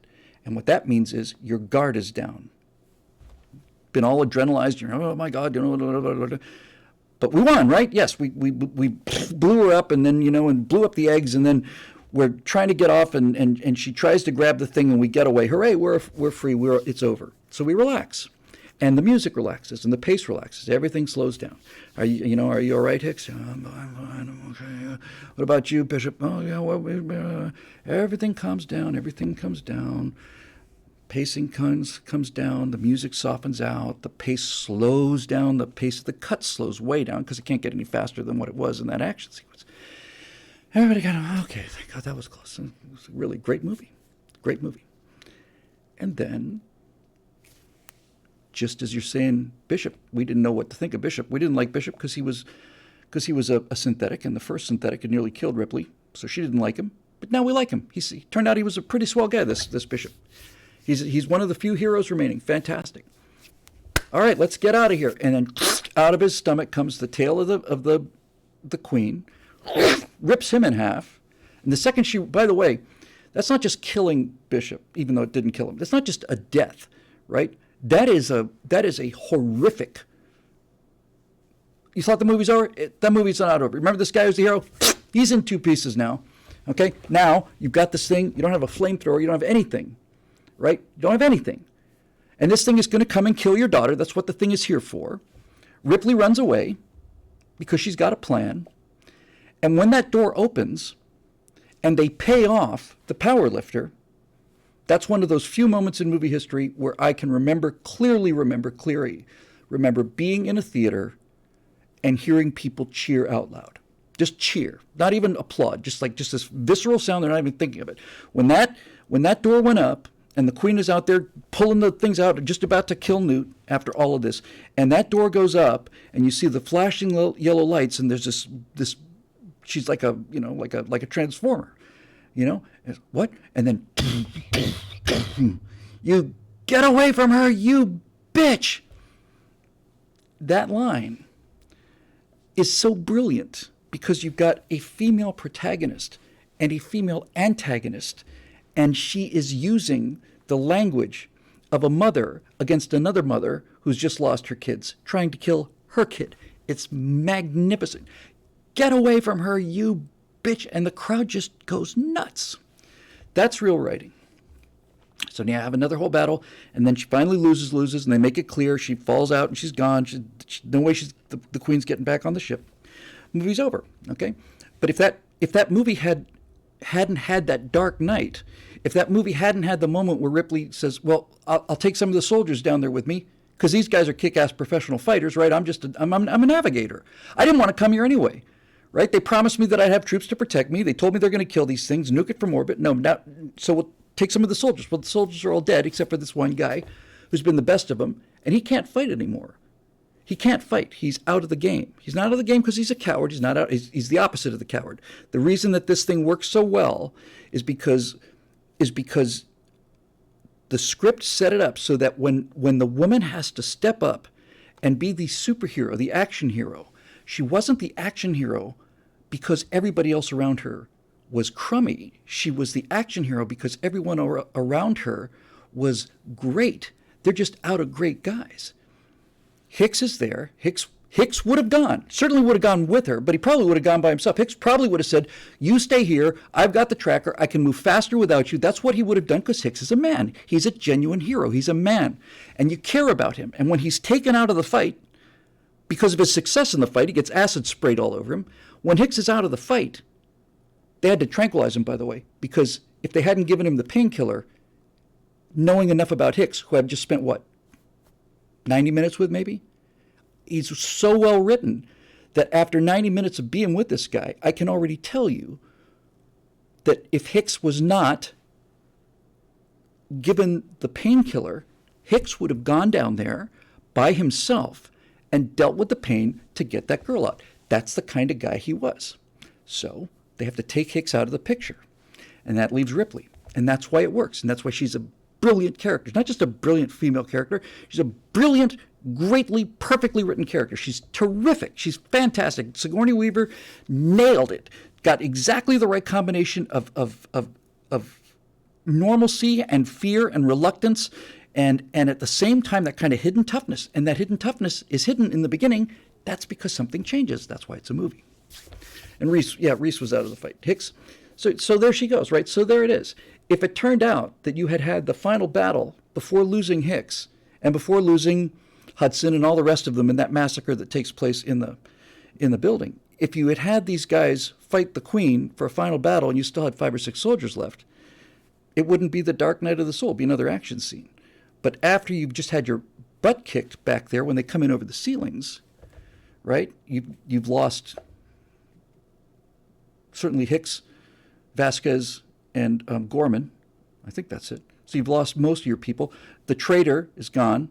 So that antagonist is out of the way. 2 antagonists. One is always on the outside, invisible. The always on the inside, causing more danger. It's just a perfectly written story, right? So that's a screenplay structure. So now, how do we deal with that in terms of the Frank Luke story? Aha.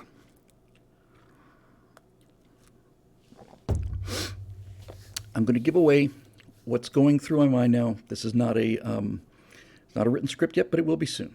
So here's the story of Frank Luke. Here's how I told the story in America's Forgotten Heroes. I told it chronologically, right? He starts out as a fullback for Arizona, brand new state, all state fullback. Okay, he's a tough kid. They said that Frank Luke would hit defensive linemen so hard as a fullback that the defensive lineman would back off on the tackles. Usually it's the other way around. Usually it's the defensive lineman who's going to smack the hell out of the running back. But Luke is so aggressive that he's actually intimidating the defense. So that's all written down. I tell you all about that. Then Frank Luke gets into this battle at school, a high school scuffle, which I'll save because I'll tell you that in screenplay form. Then Frank Luke becomes a miner. He's in the copper mines of Arizona. He's working underground. He becomes a bare knuckles fighter because he's a tough guy. He has a fight down in the mine. Then he does something else before he joins the army, which I'll also save for the screenplay version. But I'm telling all this chronologically. And then he goes and joins the Army Air Corps with a friend. The friend who's been a friend of his for a long time doesn't make it. Luke does. He gets his assignment. He wants to be a pilot, so they send him to North Island Naval Air Station, San Diego, which I saw out the window of my car driving home 4 hours ago.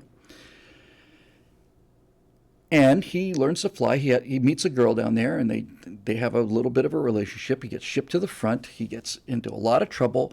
He has a problem with authority. He's got nothing but grief. Nobody accepts him because of who he is and how he acts. I'll give you all of this again in the screenplay version.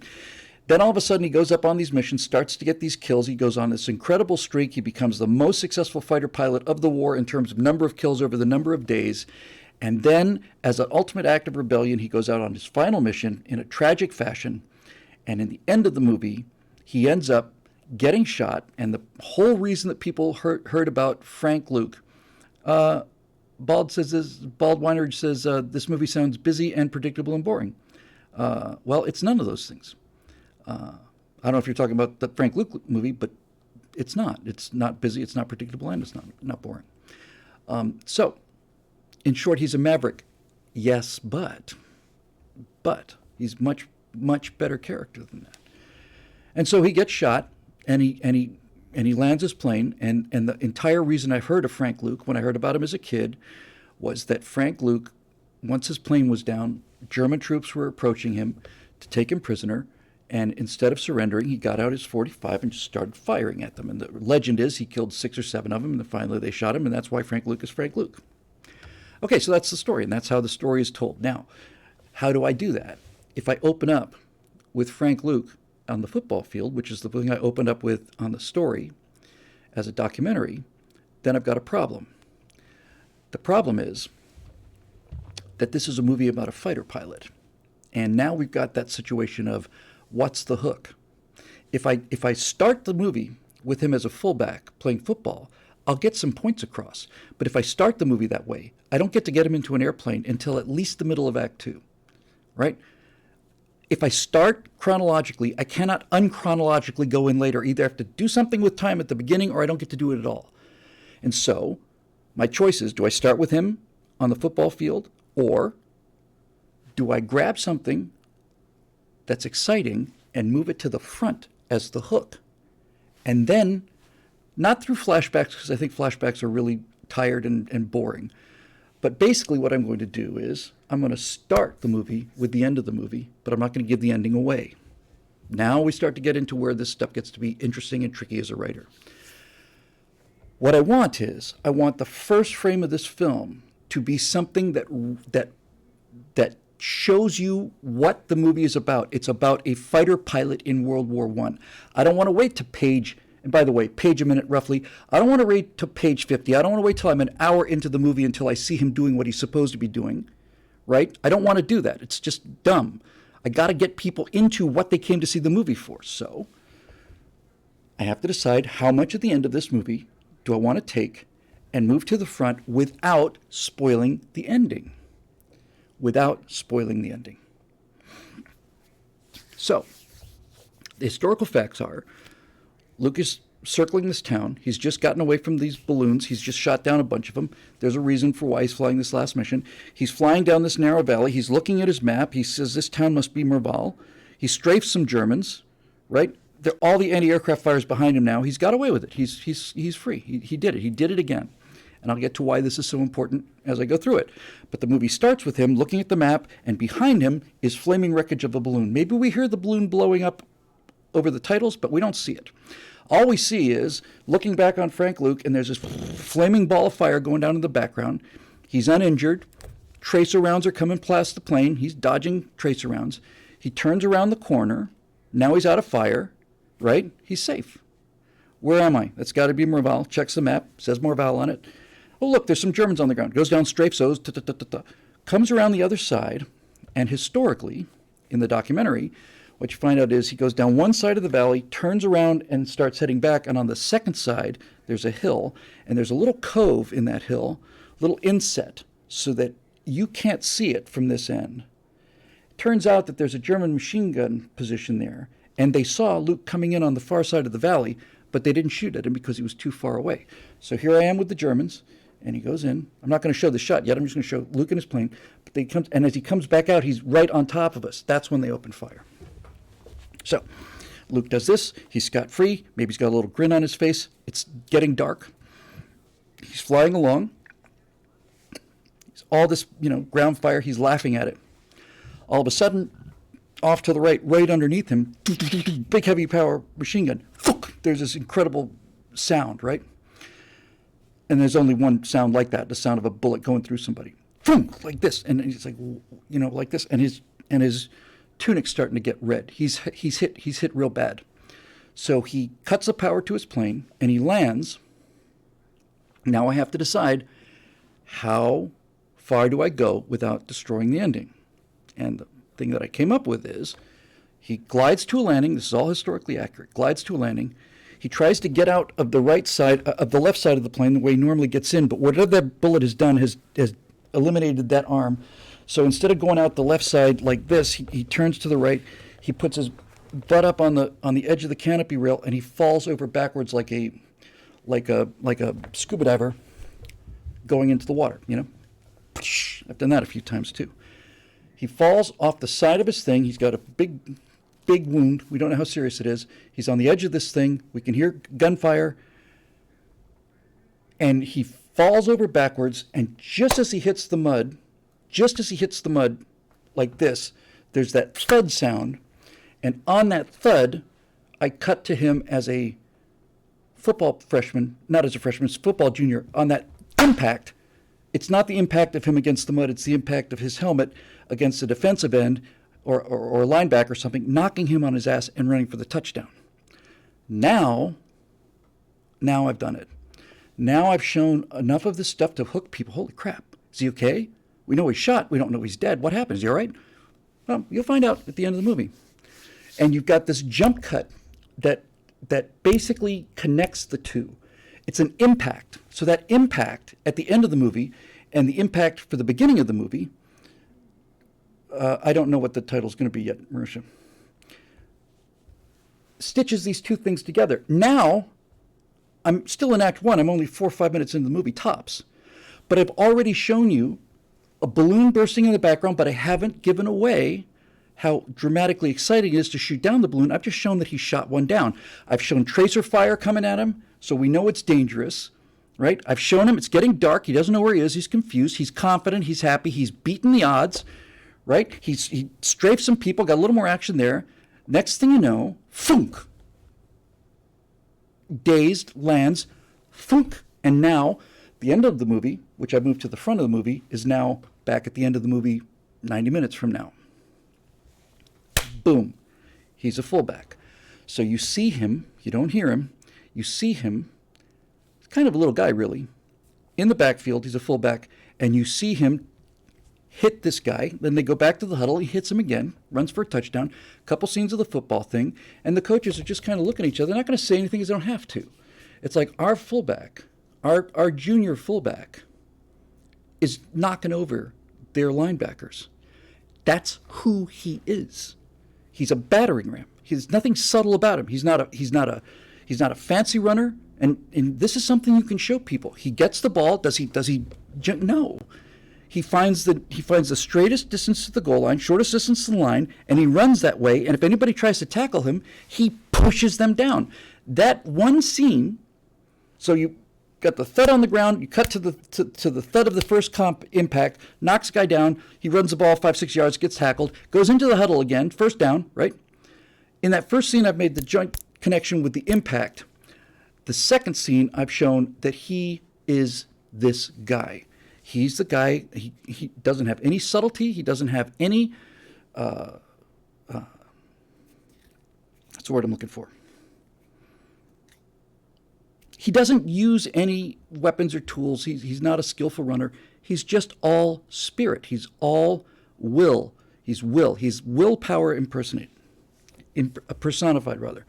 Knocks this guy down. Okay. He's a junior. We find this out just through token dialogue, something along the lines of, this kid, this next year, when this guy gets to be a senior, we're gonna own the state. We won you show them that they won the national championship. Now I have to figure out a way to do that with finesse, but that's basically what happens, right? You show he's a straight-ahead guy, and you also need to set up the fact that he's a junior. This becomes important in the next scene. And you can basically say, if he's doing this as a junior, and it looks like we're going to win state, when Luke is a senior, it's going to be all over for us. The next scene is outside of his high school. All true story. In fact, my affectation for this entire series, every time you see a historical film, it'll say based on a true story or inspired by a true story. I want this thing to say what you're about to see is not based on a true story or inspired by a true story. It is a true story. To the limits of our researchers' ability, this is exactly what happened, exactly how it happened, something along those lines.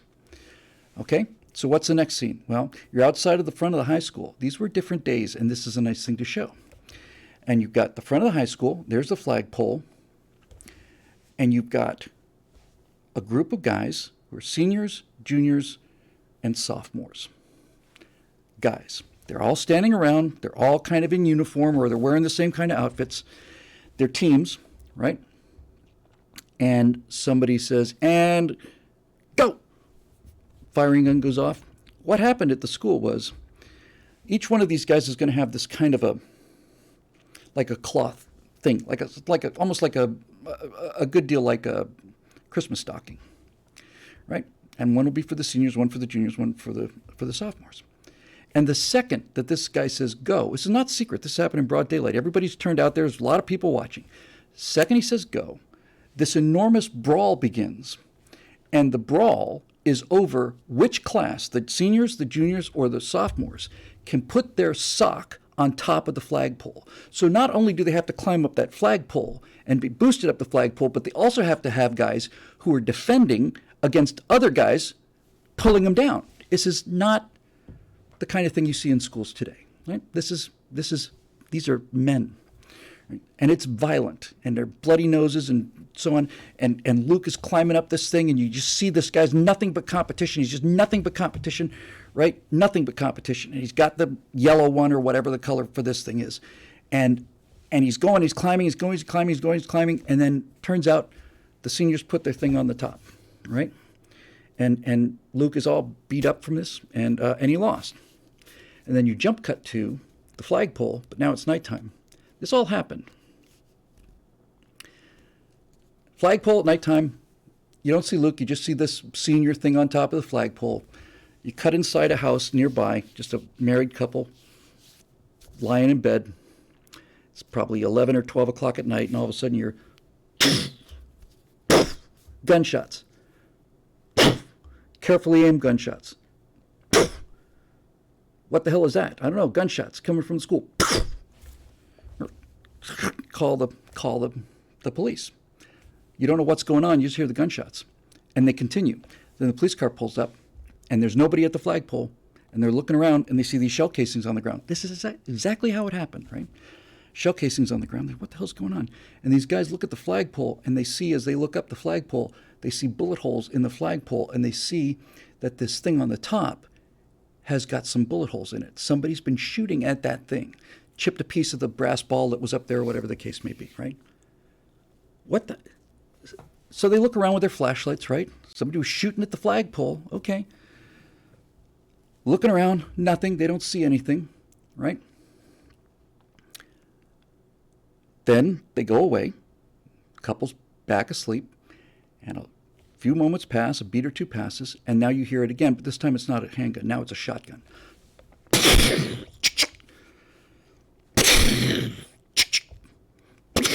Cops turn around and come back. Whole top of the flagpole is blown away. There's just a thread of what used to be there. Right? And I don't think I'm even going to show Frank Luke. I might show him putting his shotgun into his truck or something like that. That's what he actually did. When he lost the competition, he went out that night, tried to shoot this thing, the senior cap, off of that flagpole with a pistol. Couldn't do it, so he came back with a shotgun and blew it away with a shotgun. Now we know a lot about this guy, right? We know that he's a competitive machine, that there's nothing that this guy doesn't take competitively. We know he's not afraid to break the law. He's not afraid to wake people up. He doesn't give a damn. He just plain cannot bear the thought of this thing flying over that flagpole, that he has to go to school tomorrow and walk under this symbol of his failure. He just won't do it. So I'm going to compress time now, obviously. So Frank Luke gets a job in a mine, and he's mining in Arizona, which is not fun. That is exactly what happened. It's exactly what happened. And he's down there, and he's kind of a small guy. He's certainly wiry. And there's a big bully down there who's a prize fighter, bare knuckles prize fighter. I forget what his name is. I've got it written down. I haven't seen it for a couple of years. Okay? It's Gentleman Jim or Diamond Jim something or other, right? And this guy is down there, and he knocks Luke's tools, his drill bits, which are expensive, out of his hands. You got torches on the walls, right? You're underground. And you've got this giant guy, comes up to him, doesn't like him, knocks his delicate tools out of his hand, right? And Luke just turns on him and knocks him out like that. Boom. The foreman comes down. What the hell's going on here? You know, what's going on? Why are these tools on the ground? And he said, Luke, did you have anything to do with this? He said, no, well, sir, he started it and I finished it. That's a direct quote. So this guy decides he's going to get back at this kid. So then all of a sudden there's an announcement that there's going to be a rematch. And now you can show Luke at a mining camp outdoors with ropes in a boxing ring. You are not in Madison Square Garden. You are out in the middle of the Arizona desert with a bunch of maybe 100 miners watching a bare knuckle fight for their entertainment, but everybody's there and there's money on this thing. And this guy's been spending the last couple days saying how he's going to kill Luke. He's just going to beat him to death, that kind of thing. Ding, ding, the bell starts. They both walk towards the center of the room. This guy throws one punch, Luke ducks it, and then knocks him out again. And he wins this big pot of money. Okay. So he goes on to become a prize fighter as a miner, bare knuckles, no limit. You know, you're going to fight for 50 rounds. That's what it takes. And here's the first point in Luke's life where I began to realize that this guy was not just what he looked like he was. So he's got some money now. He doesn't want to stay a miner. There's not much future in it, but he has a little bit of cash. And he's trying to decide what to do. He doesn't have any friends, but he does have some people who he talks to. And they say, okay, well, we've got a bunch of, we got 200 males out here, 200 men out here. We could open up a brothel. He says, yeah, we could do that. He's not above that. It might be tough to get the alcohol or whatever.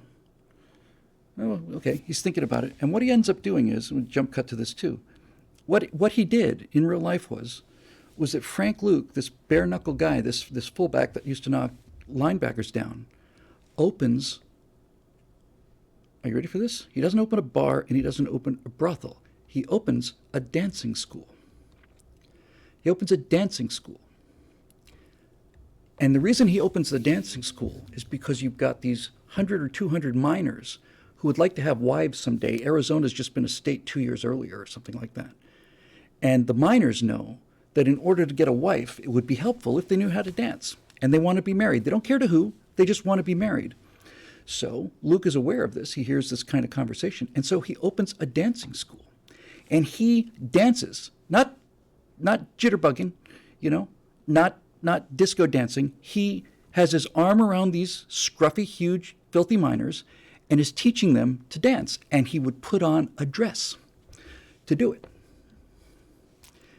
And nobody's going to say to Frank Luke, oh, you're wearing a dress, huh? A little light in the loafers, huh? No one's going to say that to him because they've seen what he's already done in the mine.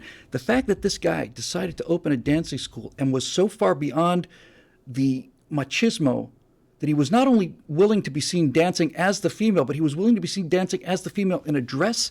That's the Act One turn point. That's where it's like, what?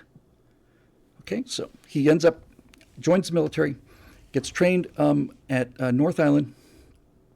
He meets this girl. She's a real sweet girl, very religious family. Luke meets her in church. He's not home. He's away from home. He's in San Diego, from Arizona. He's standing out there. I know one would call him a queer, is right, Eric. So he's at church. That alone today, in today's market, in today's society, the fact that this guy who was a bare knuckle boxer is sitting in church, I think it was Christmas Eve, in his uniform, that is a statement. And he's watching the church service, and the church service is going on, and he's not there he's there because it's church. And he looks, and he sees that playing the organ is this 16-year-old girl. I think he was 18. And he can't take his eyes off her. And she's playing and she's busy. He's in the back of the church someplace. She's playing the organ. She's just gorgeous. And he just can't take his eyes off of her. And then the church service ends and he gets up and, pulls the tunic down, makes sure his hat's on straight, his cover, I guess, walks up to the front of the room. This woman has gone over to her mother, right? He knows that, walks up to her and says, takes off his hat and says, "Ma'am, I'm Lieutenant Frank Luke, and I was wondering if I might be able to take your daughter out for a date with you to come along with us as a chaperone, of course." Who's going to say no to that? It's impossible to say no to that. Right? Straightforward, straight up, honest, direct, bold, but respectful. Already, you know what you need to know about this guy. So the mother says, "Well, we're going to have Christmas dinner tomorrow. Do you want to come over?" He says, "That'd be very nice, thank you." So he goes over, has dinner with the family, and then, I'm not a big fan of montages, and certainly not going to be a long montage, but basically, every time he gets off duty, he goes over to this house, and he and the family go for a drive around San Diego in the car. They just go for drives. And he's a good kid, you see. He's a tough kid, but he's a good kid. He's respectful. And he and the girl probably sneak off, and maybe they hold hands, and maybe they kiss or something, but that's about it. And here's where it gets interesting, too. So Luke is on. Chris Pratt would be great. Chris Pratt is too old and too big. I don't know about who yet. Probably be an unknown with a pretty well-known supporting cast. But anyway, what happened was Frank Luke goes up. He's fearless. He gets his basic flight training, and then every time that Luke has got the airplane to go up in solo to practice, what he does is he flies over to this woman's house, to this girl's house, right? Circles the house low. And when she comes out, because she's expecting him, right? Looks like I'm going to have an airplane at 10 o'clock in the morning, right? He's blonde, and he's got a very hawk-like face. Barry Pepper. Young Barry Pepper would be perfect. He's too old for that now, but young Barry Pepper, perfect. Hello. Hey, we've got a rating party here. I'm telling the story of a screenplay I'm writing or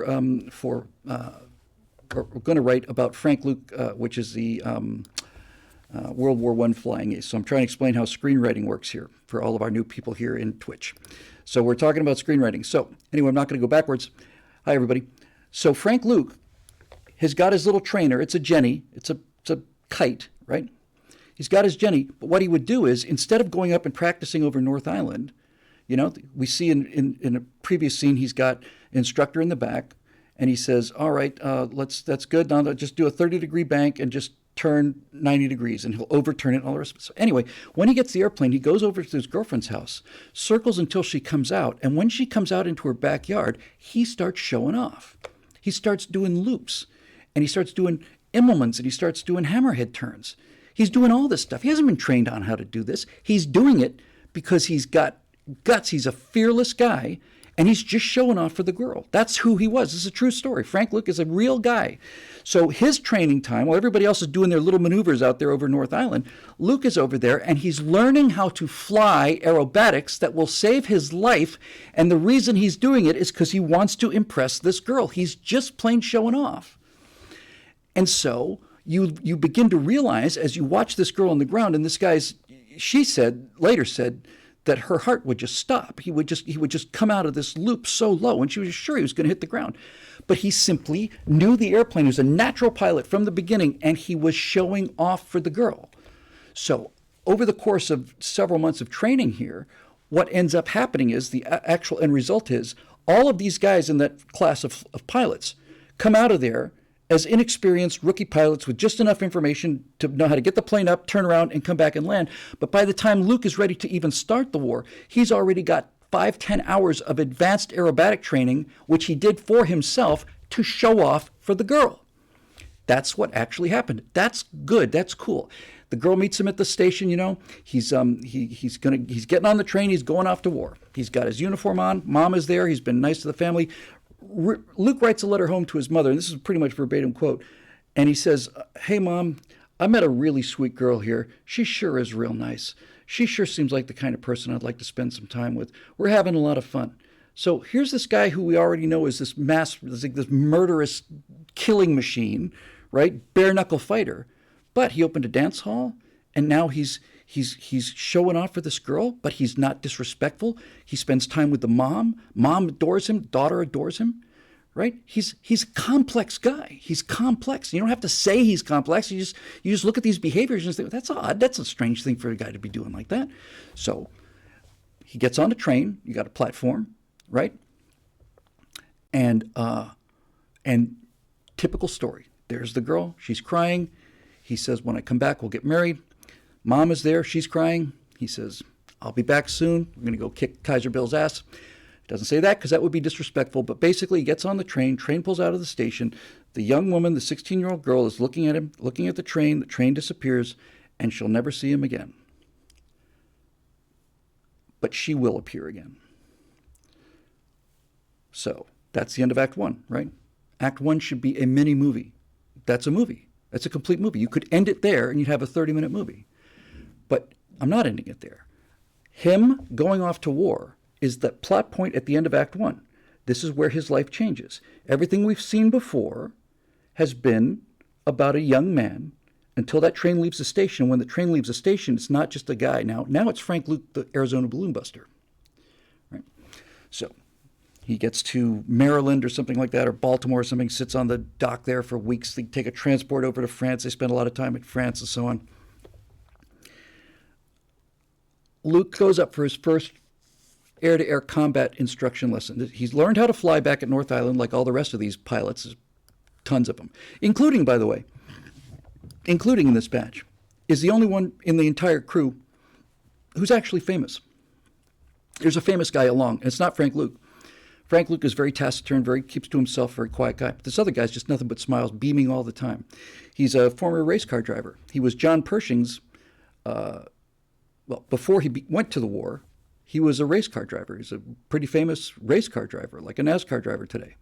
And he gets over there to Germany, and he becomes, because he's a famous racer, he becomes a personal chauffeur for Blackjack Pershing. Becomes Pershing's driver. He becomes the chauffeur of the head American in the war. But he decides he wants to fly. So he meets Luke, and he meets the rest of these guys, and Luke's just a guy. This is Eddie frickin' Rickenbacker, right? Eddie frickin' Rickenbacker is in our squadron. Well, 2 or 3 squadrons in the field. He's on the same field, though. Eddie Rickenbacker, the Eddie Rickenbacker. Everybody loves him. There's not a picture of Eddie Rickenbacker taken at the war, before the war, after the war, where he doesn't have this big, big smile on his face. He's gregarious, he's open, he's famous. Everybody loves him. Everybody wants to be around him. He's the absolute antithesis of Frank Luke, which is great. So Luke goes up for his first combat lesson. First time he's going to learn combat maneuvers with a Canadian instructor who's been in the war, was an ace in the war, and is now out of the war. He's teaching people how to play, how to fight. Okay? So they go up in 2 separate airplanes, Newports. Pretty fragile planes, actually. They're all fragile, but the Newports, I think Newport 17s in this case, obsolete now, so they're using them as trainers for the new American pilots. So this guy goes up with Luke. He says, all right, we're going to go on the ground before they're walking out. They're stepping out to the planes. We're going to do some basic maneuvers, all right? Then we're going to break up, and then I'm going to get on your tail, and your job will be to see if you can shake me off. Got it? Yes, sir. That's all he says. Start the planes, off they go. They're up there in the sky. Guy looks over. There's Luke on his wing, and he's looking around, clear in the sky, turns over to look at Luke again to say, let's start this thing, and he's gone. The plane's gone. He's not there anymore. So this guy starts looking around, and he can't find him. The instructor is looking. He can't find him. He has no idea where he is at all. And as he's looking behind him like this, trying to find Luke, he turns back and he sees that Luke has gone into a loop, reversed the turn, and Luke's plane is coming at him like this, right at him, from the front. And the instructor said that he missed my wing. I could look out and see it. He missed my wing by an inch and a half. Inch and a half. Flew right into his face. If the machine guns were working, he would have just hosed him right there. Instantly, right? Instantly. And this instructor who's fought the Germans in the air for years wants to go home right now. He's scared out of his wits, right? He's never had a call that close that anybody ever survived. This guy not only had the guts to get that close to him, he also had the skill to disappear and end up in this perfect firing position on him. Why? Because he'd been doing it in front of his girlfriend's house back in the States. So now, again, I'm going to expand the time compression because I can't be here all night with this, although I would like to be. So here's what happens to Luke in Act 2. That's the beginning of Act 2, basically, him arriving there. We find out from this that he's aggressive, irresponsible, has no sense of personal safety. He doesn't care. He's a genuinely fearless guy. And he is arrogant. So what happens when Luke gets finally posted? Rickenbacker goes to the 93rd Aero Squadron and Luke goes to the other one. I forget the name of it. So they're on the same field, but they're not in the same squadron. So Luke gets down there and he starts meeting all these other pilots. Most of these guys are new guys, but there are veterans there. And the first thing he says is he's going to get up there and he's going to shoot down more Germans than anyone's ever seen. That's who he is. He's the all-star fullback from Arizona on the state championship team. And he has a lot of confidence in himself. And he talks about how he is going to go out there and show these guys how it's done, which does not make him popular at all. And then a series of just mishaps and accidents and random events happen. What ended up happening to Luke in the war, early in his stay there, he was only there for 2-3 months before he was killed. So they would take off together in the morning, and Luke kept having engine problems. Off we go, 15 airplanes. And everybody's in formation. The flight leader has had some experience. He's got a bunch of chicks out there, these young fledgling pilots who just barely learned how to fly the airplane. He's just taking them on patrols over the front. He's not looking for trouble, just trying to expose them to here's what you look for there, all of that. And Luke's gone, and it keeps happening. He keeps saying he has engine trouble. Okay, well, the engines were a little unreliable, but after this happens again and again and again, people realize that, no, he's not got engine trouble. You don't have engine trouble that often, that much in a row. He's a coward. He's yellow. He's a braggart, and he's yellow. He develops fake engine trouble so he can fly off on his own, go back to base. Turns out that he didn't actually have engine trouble. Turns out that he did fake the engine trouble. And it turns out that he did leave the group, but he didn't go leave the group so that he could fly back to base. He left the group so that he could fly over the front and go find some Germans to shoot down. And he kept trying to do that. And as this thing starts to unfold, the more he talks about how big he is and how great he is, the more people hate him. They're convinced he's a coward. They're convinced that he just drops out of formation because he's afraid. And the more talking he does, the more they grow to hate him.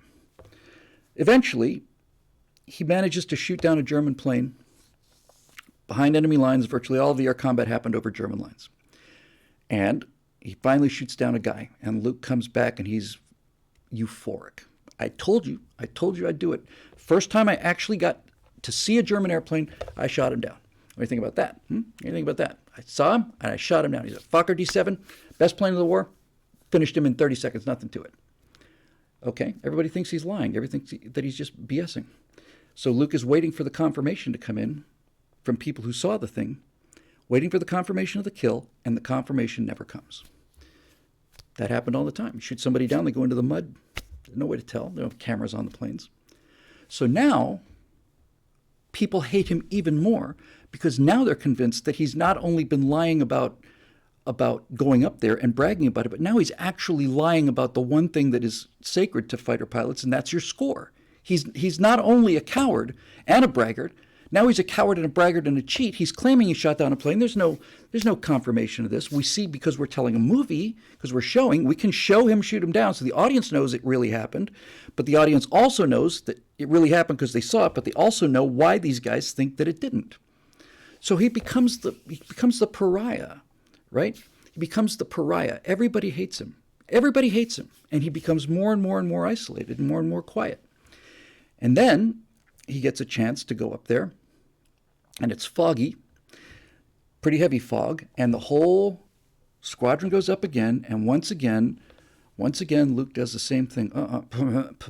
Looks like I've got engine trouble. Breaks away from the formation because he doesn't want to fly with these other 12 guys and do nothing. He wants to go out there and fight. So he flies away. The flight goes on. The commander of the base is getting more and more angry with him.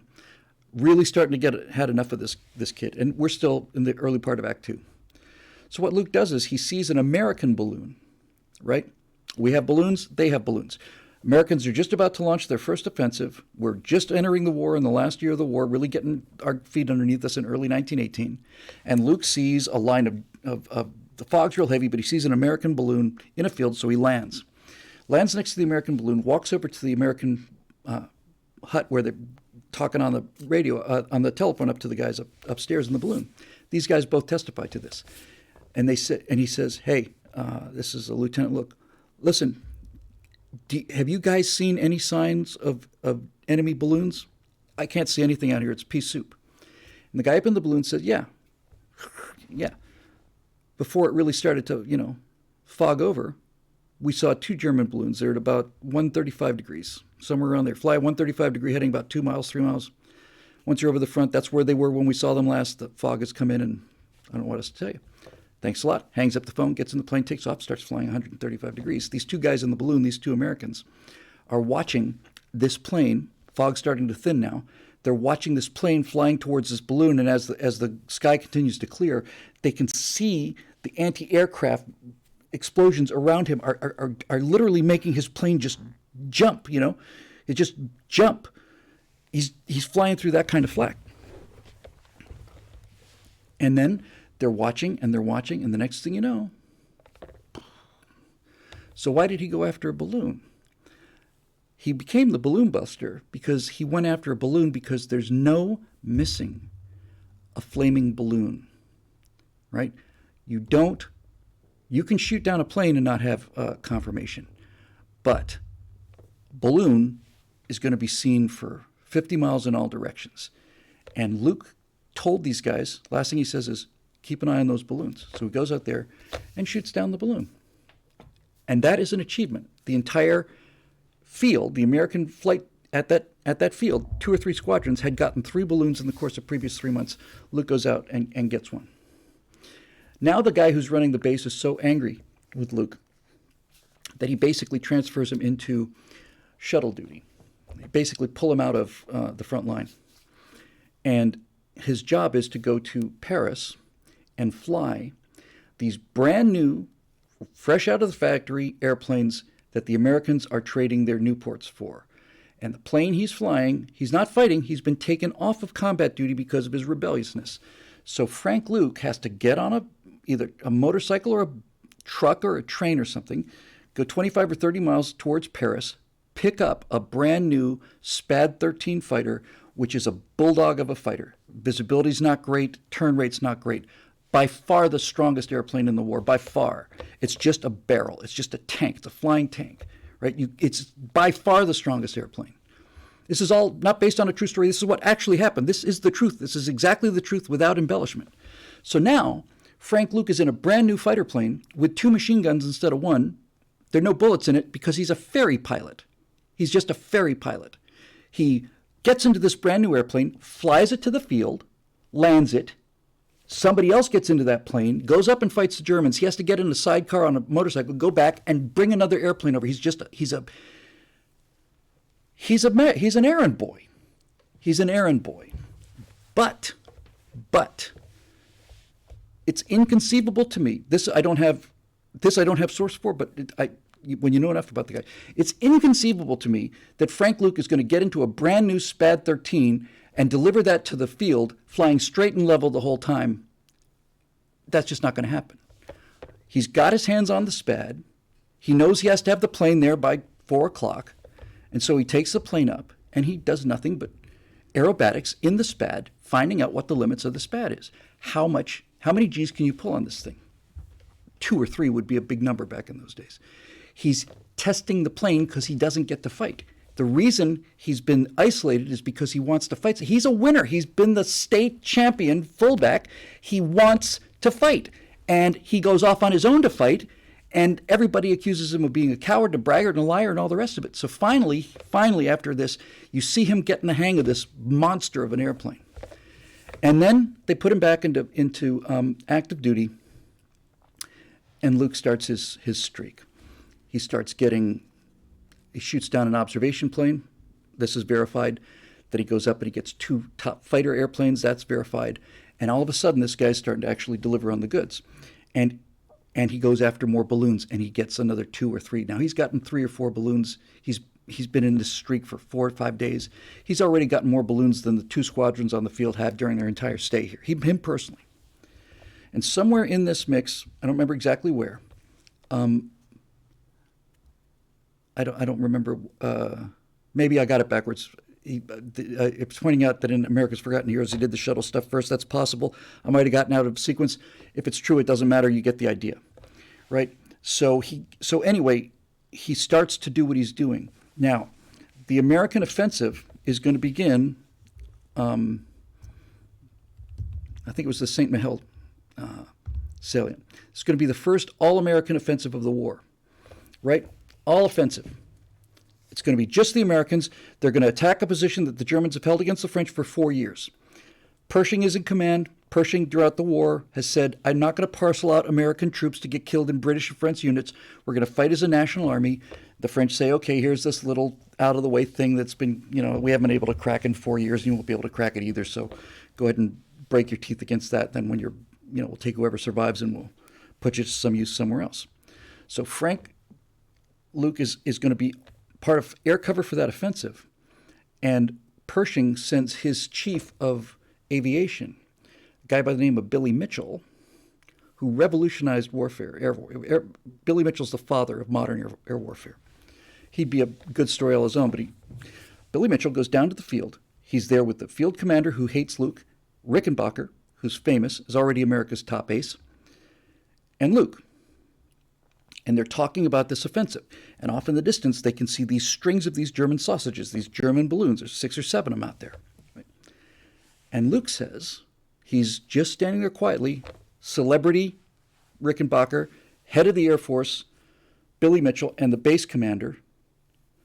And Luke says, he checks his watch, it's summer in Europe. He says, gentlemen, it's 6:15. He says, at 7:20, that first balloon is going to burst into a ball of flames, and 3 minutes after that, the second one's going to go down too. 7:20, 3 minutes later. Sure it is. So this arrogant braggart of a guy walks out to his plane, takes off, flies into the Merc. They're continuing their conversation. They almost casually mention, oh, look, it's about 7:20 now. They look up. Holy cow. That's incredible. He got it right on time, The chance of him getting the second one is 0, because now all the defenses are active, and the chance of him getting on 3 minutes later, he shot him down in front of everybody, in front of the boss. So Luke comes back and lands, and he says, how many balloons have you got, Lieutenant? He said, those were my 6th and 7th, something like that. I forget the exact number. Mitchell says, can you keep doing that? He says, yes, sir, I can keep doing that. Billy Mitchell realizes now that the American offensive has a chance to succeed because the only thing that can stop the American offensive is German artillery. And if Luke can take out the eyes of the artillery, then they can do this job and make a name for themselves, which is all they care about. So Billy Mitchell goes back to Pershing and says, this might be interesting. Right around this point, Luke meets Werner, his only friend. The only reason he's a friend because there's 2 people in the squadron that the pilots will not talk to. One of them is Frank Luke, and the other one is this guy Werner. They won't talk to Werner because he's got a German last name. He was investigated after he joined the Air Force, the Army Air Corps. He's investigated as a spy. He's gone to risk his life, no parachute, in these kites, and most likely he's going to die in a flaming ball of fire. And they're still checking on him to see if he's really patriotic. They're doing an investigation. So he's not happy, and Luke's not happy, and everybody else in the squadron thinks both of these guys are, one's a weirdo loner, but admittedly is starting to show that he's doing something. The other guy's probably just some Kraut spy. So now you get to the heart of Act 2. Right? Now you get to the streak. Luke and Werner go up there. And this is not a montage. This is something we have to show in some detail here. And in the course of something like 8 or 9 days, Luke gets 11 kills, which is unheard of. Unheard of. Right? And most of them are balloons. And they've got it worked out. You see these guys. Everybody else is in the mess hall. Everybody else is out there at the bar talking or singing. Luke and Werner are in the corner. They're just sipping their beers. And they're just having a conversation. And they're working out the tactics. And Luke is saying, okay, so the SPAD can't turn, but it can dive, right? It's really, really strong airplane. It's heavy as hell. Can't climb to save its life, but it can dive. So you see these guys working it out. He says, all right, so why don't we do this? Let's do this. Forget what Werner's first name was. Let's say it's Ernest. So here's what we'll do, Ernie. We'll go up. We got to get up early. We got to get real high, right? Because they're going to have fighter cover over the balloon. So here's what we'll do. We'll get 10,000 feet on top of the German air cover, right? We'll come out of the sun. They won't know where we are. And then we're going to dive on these guys, and we're going to dive on them real hard. And both of us are going to open fire on the air cover, right? We'll take whatever we can in our first pass, but we're not going to stop. We're going to go through them like crap through a goose, and I am going to keep going, and I'm going to go faster and faster straight down. But when we make our first pass and we take out whatever we can, and then Werner starts ad-libbing, yeah, I'll pull into a climbing right turn. They'll follow me. I'll get on their tail. I'll keep them busy. You get on flame the balloons. Okay, nothing to it. So that's what they start doing. And it works. And not only is Luke getting balloons and observation planes, but Werner is starting to rack up a pretty significant number of kills too. He gets 6 or 7 air-to-air victories. He's by himself. He's against German aces who've been fighting for 3 or 4 years. These 2 Americans are brand new, and they're using the plane the only way they can use the plane. They can't outturn them. They can't outclimb them, but they can outdive them. And this SPAD, you cannot break the SPAD. So, string after string, success after success. And an attack on a balloon is the most visually dramatic thing in World War I air combat. Plenty of people have seen everybody's seen that, right? What they haven't seen is they haven't seen these planes start a dive. It's almost like the attack on Midway. They haven't seen the sky just black with flak, and then these just hundreds of machine gun emplacements just coming up, and they're cranking the balloon down. Get this fighter cover diving on him, and the focus, right? That tunnel vision that he's got. He's being attacked from all sides. He's getting shot at from everywhere. He's looking out over the wings. This happened every time he was up there. He's looking out over the wings, and he just sees these holes just appearing. Think of splinters, He's just taking rounds and flak. He doesn't care. He just keeps going. His gun jams, they used to jam all the time. He's knocking this thing with a rubber mallet, trying to get this thing unjammed, gets the other one unjammed. He's got one gun that's incendiary to light up balloons, but incendiaries are considered a war crime if used against other pilots. So if he gets shot down and survives, he'll probably be shot on the spot for using incendiary bullets. So this whole thing is going on, and it looks like now we're at the top of Act 2 dramatically. Now we're at the point where, man, we are kicking ass here. Look at this, man. This guy's famous. He becomes the leading scorer. He and Rickenbacker now are at the point where if Rickenbacker gets a kill or 2, he's on top. If Luke gets a kill or 2, he's on top. That neck and neck. Rickenbacker, who I'd always thought had nothing but contempt for Luke, actually likes Luke very much, respects him enormously, and is covering for him. By the way, when I mentioned that flight when he burned up the 2 balloons and he comes back and lands, and Billy Mitchell walks up to the airplane, and he looks at the airplane, and it's just nothing but splinters. I mean, it's a cheese grater. They're just enormous holes in the wings, and some of the load-bearing spars and the longerons are just shot out. And he says, how can you took this kind of damage? You always take this kind of damage? He said, yes, sir, more or less. Yeah. Okay. So that's most of Act 2. Now we get to the plot point at the end of Act 2, which is the Dark Night of the Soul, which is the mission. It's not his last mission, but it's the mission. He goes up with Werner. He gets a kill or 2 or 3. He's making a pass on the balloons. He sees Werner turning into a flight of Germans that are coming to attack Luke. Werner turns into the Germans. There's a bunch of gunfire. Luke doesn't stay with it. He can't. He's diving. Just think about how visually dramatic that is, right? And the sound of it. This SPAD is going so fast for a fabric and wooden airplane. The wings are vibrating. It's just any other plane tears itself to pieces. And Luke is pushing it right to the edge, He needs to get through that fire fast. He needs speed. So it's tremendous. And then you get high G pull, turn, loop out. It's visually, it's astonishing. So Luke is up there, and he sees this stuff, and he makes this dive, and they get jumped and so on. He sees Werner turning, he sees gunfire, blah, blah, blah. He goes, dives on the balloon, takes one balloon. I think he gets a second one, comes out, and starts to head back to the fight to save Werner, and there's nobody there. There's no Germans there. There's no Werner there. It's empty. Well, that's not good. So he's taken a hole through his bullet tank. He's taken a bullet through his gas tank, and the SPAD has a mechanical pump. Right? If the pump goes out or whatever, it's got a mechanical pump. So Luke is looking for his friend. He's over the front. He's getting shot at everywhere. No sign of him and no sign of the Germans. And after a while, he says, well, hopefully he just dove out of the way. He used the SPAD speed and got home, and hopefully he'll be at the field. So Luke is flying back towards the field, and up ahead he sees a German observation plane, a two-seater, and it's being attacked by 2 French pilots in SPADs. So Luke starts cranking the handle on this mechanical feed on the pump. He has to keep doing this or else the engine fails. So he's flying the plane with one hand. He's cranking this crank with the other to keep the fuel flowing. He firewalls this thing, catches up with the French. The French guys are back, way back, because the observation plane has a rear gunner.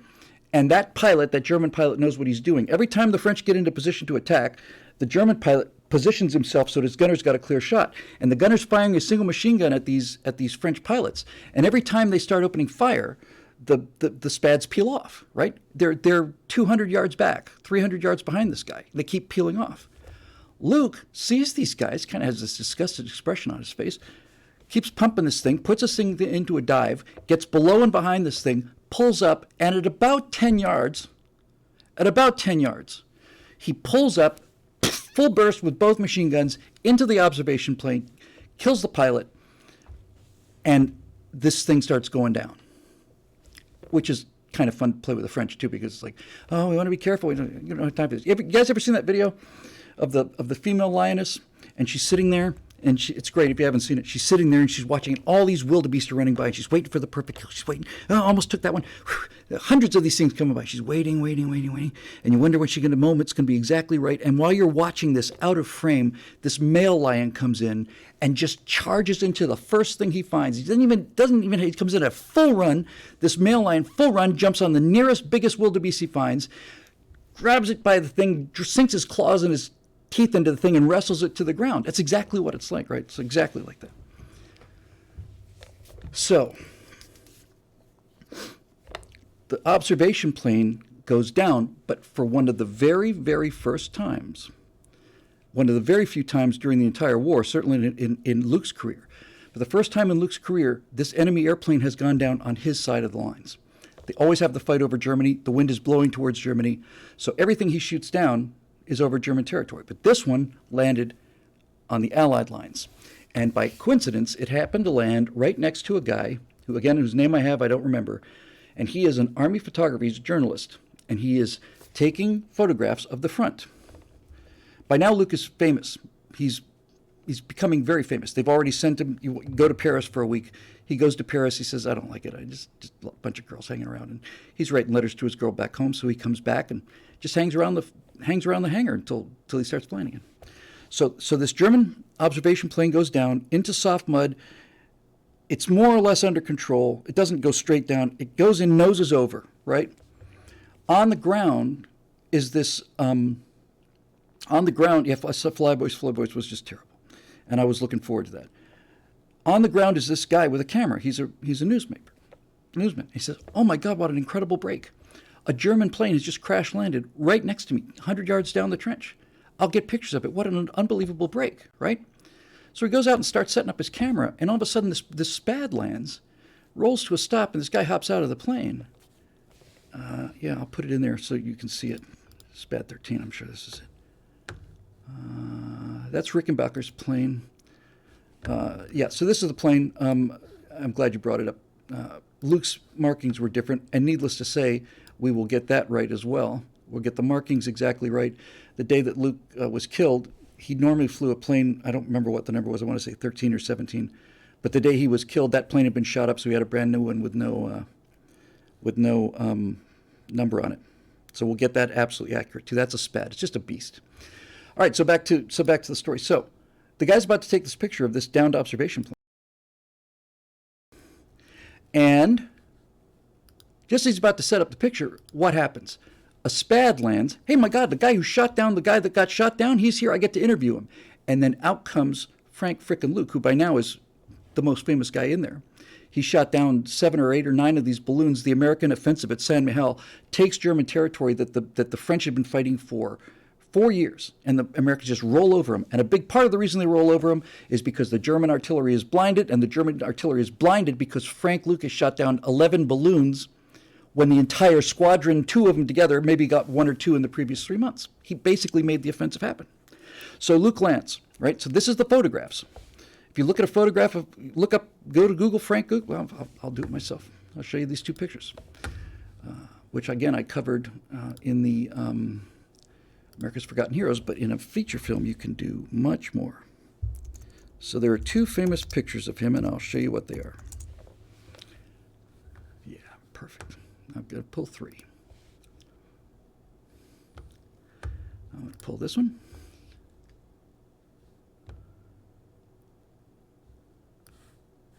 Come on. All right, you want to play that way? Sorry, Google's giving me some trouble. Give me a second, it'll be worth the while. And this is so useful for me. Talking about this stuff really, really, really helps me. Because once I start telling the story, the more I tell the story, the more detail it gets. The more detail it gets, the easier it is to write. Hang on, I got one of the 2 I need. Here's the second one I need. And where's the third one? Yep. Okay, and then I'll just find the third one and we'll be in business. So just bear with me 1 second here.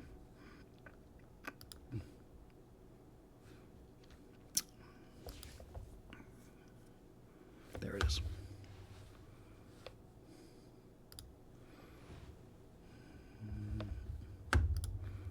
Yep. All right, got him. All right, so great. All right, here we go. First of all, back to where we were. He shot down this German observation plane. It's nosed over into the mud. There's a photographer there. Luke lands to go over, and for the first time in his career, he gets to see the result of his handiwork. And let's not forget that he's been watching this German pilot and observer do an amazing job of staying alive, right? Real skill on the part of the pilot, the German pilot, and the German gunner. So he respects this guy a lot more than he respected the French aces who were, afraid to go in and get him, right? So just for the sake of the fun of it, here is what Frank Luke looked like when he first arrived in France, right after he got out of flight school. That's him, and here's what he looked like about 8 months later.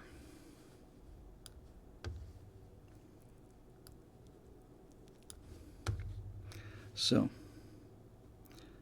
that's after 3-4 months of nonstop combat on the front. That's what he looked like when he got there. And he looks like his father. All right, so let's start with this picture. So this is a picture of Frank Luke, and he's very severe looking, and he looks like a killer, and he's got this scowl on his face. I might be able to find a version of. I don't need to find a version. You'll get the idea. So look at this picture. This is the picture that was taken that first day by the photographer. Let me get rid of that one. Okay, photographer took this picture right after Luke had landed, after he shot the plane down. That picture. I should find the larger version of that. Hang on a second. Because it matters. Here it is. That's what I want. Hang on. Stop it, you. Here, come here. Give me a second. It'll be worth a while.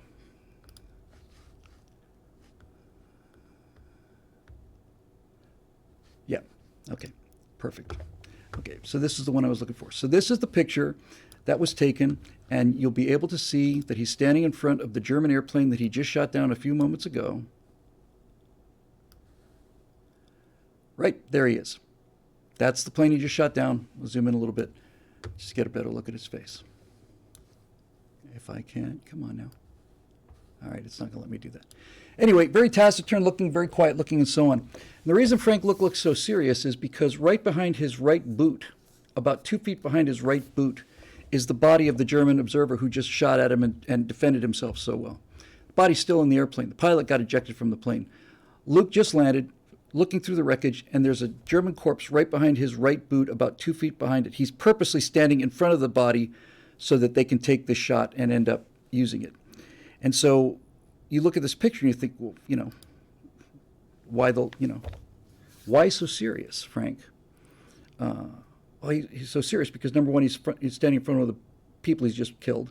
And secondly, he's serious because he doesn't know where Werner is, right? He knows that Werner isn't where he should be, which is on his wing.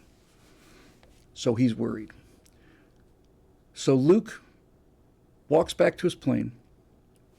The guy takes the picture, runs back, tells everybody he's run into the famous Arizona balloon buster who's got a hole in his gas tank so he can't fly home. And if it turns out that other reporters can get there in time, that's Frank Luke. Here he is on the ground, and whoever gets there, gets there. So this guy sends this call out. By now, Luke is the most famous guy in the war. As far as America's concerned, we've just had this big offensive. He's a hero. America's a hero. We did what the French couldn't do in 4 years. Hooray. So they start sending news crew out after him. Luke decides not to take a ride home. He decides he's going to go back to his plane. It's nearly dark by now. He reaches into his cockpit. He pulls out a blanket. He lays the blanket out underneath the wing of his Spad, and he sleeps there in the mud. The next morning, while he's waiting for guys from his field to come out, either with a new airplane, I think probably just to repair the gas tank, or bring some new gas and patch up the hole in this gas tank. So he's waiting for his squadron to come and get him. And overnight, a different reporter and a different photographer had heard he was there. So they find him, and he's just woken up. It's now about 12 hours after the last picture. And they take this picture of him, which is the most famous picture of Frank Luke ever. This is the picture that you see. So there he is. Let's see if I can make it any bigger like this. Hang on a second. Yeah, Frank Luke, the Arizona balloon buster, in front of the Spad that he used to shoot down the enemy airplanes the other day. And he's got this sour expression on his face like he just ate a pickle or drank vinegar or something. And the reason he's got that expression on his face is because he's just found out that the only friend he had in the entire world didn't come home. Only person who ever talked to him, only person who understood him, the only person who he ever worked with, the only person who was ever anything to him is not back at base, which means he's dead, probably died in a ball of fire, and died saving Luke's life. So that's why Frank Luke looks so mean and nasty in this picture. Not because he's a mean and nasty guy, it's because he's just lost his best friend who died saving his life. And this is the plot point at the end of Act 2. This is the dark night of the soul. This is as low as it gets. He looks like business, exactly, Eric Blake says. He looks like he does mean business. He's a killer. It's like he's a killer. He's not sentimental about this thing, but at the same time, he's not a cardboard cutout. By the way, that plane he shot down puts him ahead of Rickenbacker. He's now the American ace of aces. He's the best pilot that the Americans have, and he's done all of this in 11 flying days. So, Luke gets the plane patched up, goes back to base.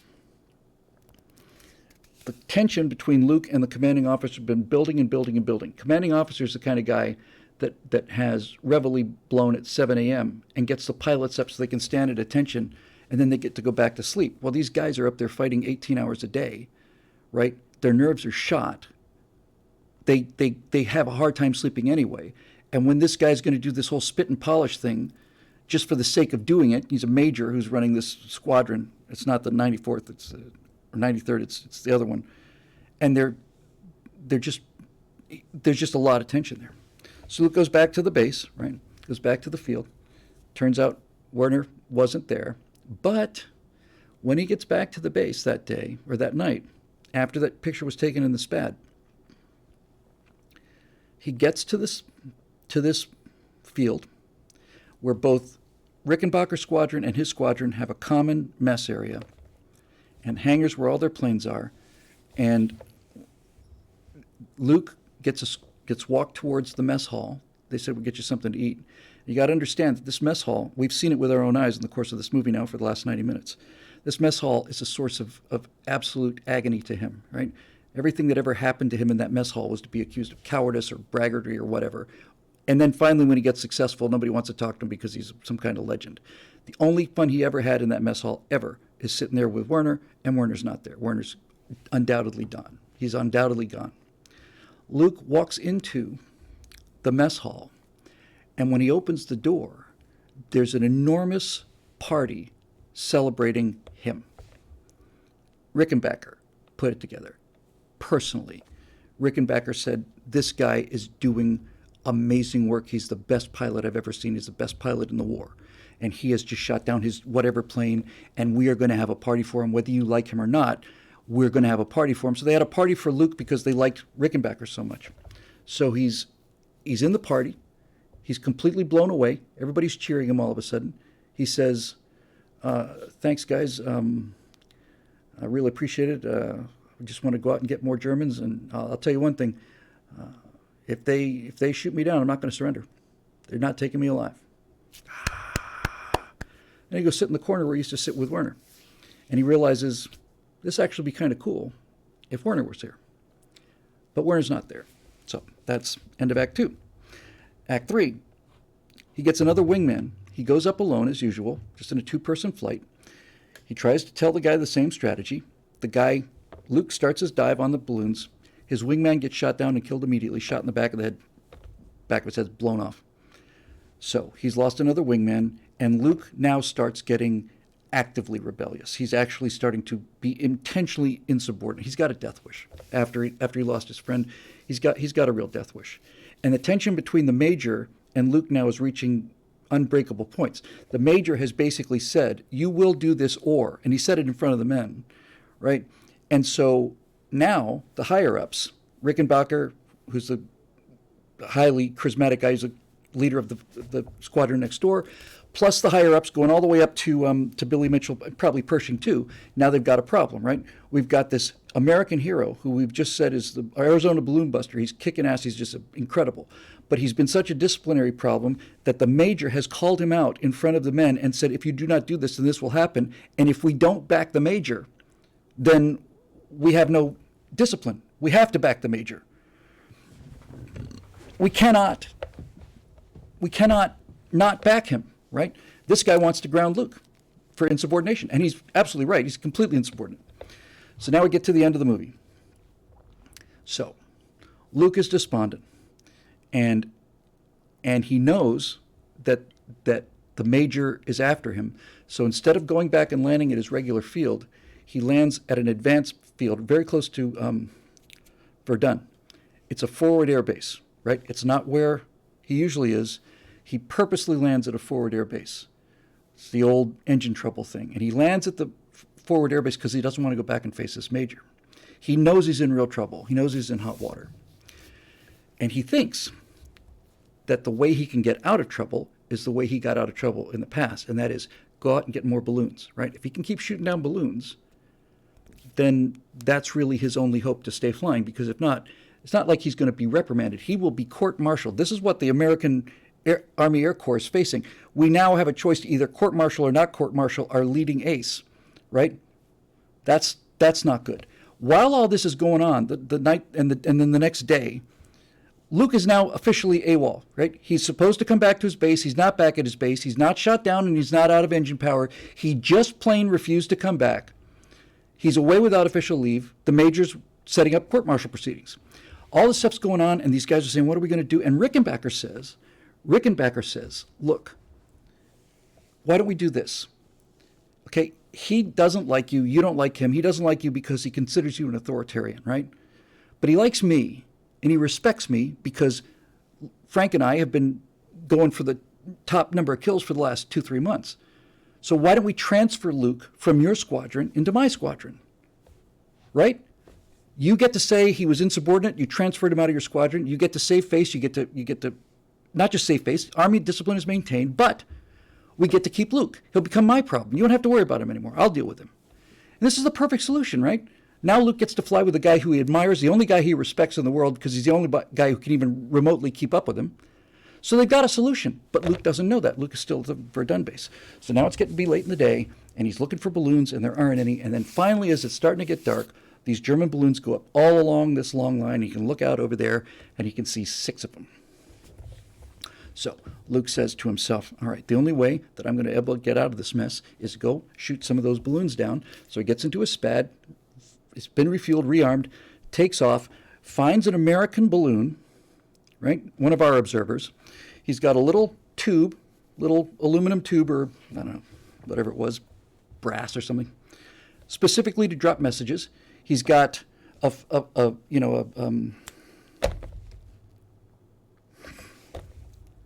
Streamer. He's got a streamer on it so that they can see it and slows it down a little bit. So Luke opens up his little notebook and he writes, watch something very close to the effect of, watch the German balloons, Lieutenant Luke. Rolls it up, screws the cap on, flies over the American balloon position, drops it off, down it goes. They find it, and they say, and all they can see is the SPAD going off towards the front alone, right? Alone. So now we're at the end of the movie. We've had the dark night of the soul. We know the stakes are high. We know that he's in real trouble. He has to get some balloons if he's going to survive. And if he survives, then his problems are over. He gets away from this guy he hates. He gets to fly with Rickenbacker. Happy ending, right? As good as it gets. So Luke goes after this first balloon, and he makes a pass on it, but he doesn't flame it, and they roll it down. And that doesn't count because Luke is counting on the brass, the American brass, watching as it's getting dark, watching for the fireballs. If he can come back with 2 or 3 fireballs, he thinks he can probably get away with it, right? So he's taking risks he wouldn't take before, and he was taking all kind of risks before. So he goes after this first balloon, he doesn't get it. Goes after the second one, and he flames that. So there's one. He goes after the third one. By now they're aware that somebody's coming down the line, so they're bringing these balloons back. And he goes over a fourth one and a fifth one. They're already on the ground. He can't do anything about it. Off to his left, he sees 2 balloons still up and a bunch of anti-aircraft fire because somebody else, another American pilot, is going after those balloons. So Luke says, all right, here's what I'm going to do. There's anti-aircraft fire all over the place, but there's a small ridge. And if I get down on the deck and fly behind that ridge and come out from the side, they've seen me flame these things, so they know that there's an American pilot over here. But I'm not going to come at them from where I am. I'm going to get down, come out from behind the ridge, and I'll come at them 90 degrees different from where they're expecting me. By the time they know I'm there, I'm just going to blow them up, and off we go. That's exactly what he does. So he's down below this ridge, low ridge, and the German gunners can hear him, but they can't see him. They don't know where he is. They can hear that SPAD. It's going at full throttle and so on. And he comes out of there, and they're launching these things. They had an anti-aircraft thing called flaming onions. Nature of the shell just put up this just huge white balls of light. So this, it's practically dark. It's like a firework display. It's getting dark. All this tracer fire. Luke gets over this first balloon, goes straight up, takes all the speed the SPAD has. He goes right up over the balloon, makes a pass, doesn't flame it, gets right up at the top, kicks the rudder over, and then goes straight down onto the balloon. I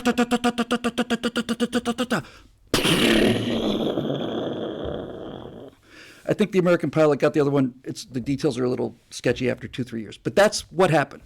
It's an incredible maneuver, and then 2 of them, another 2 balloons. Everybody back home is watching.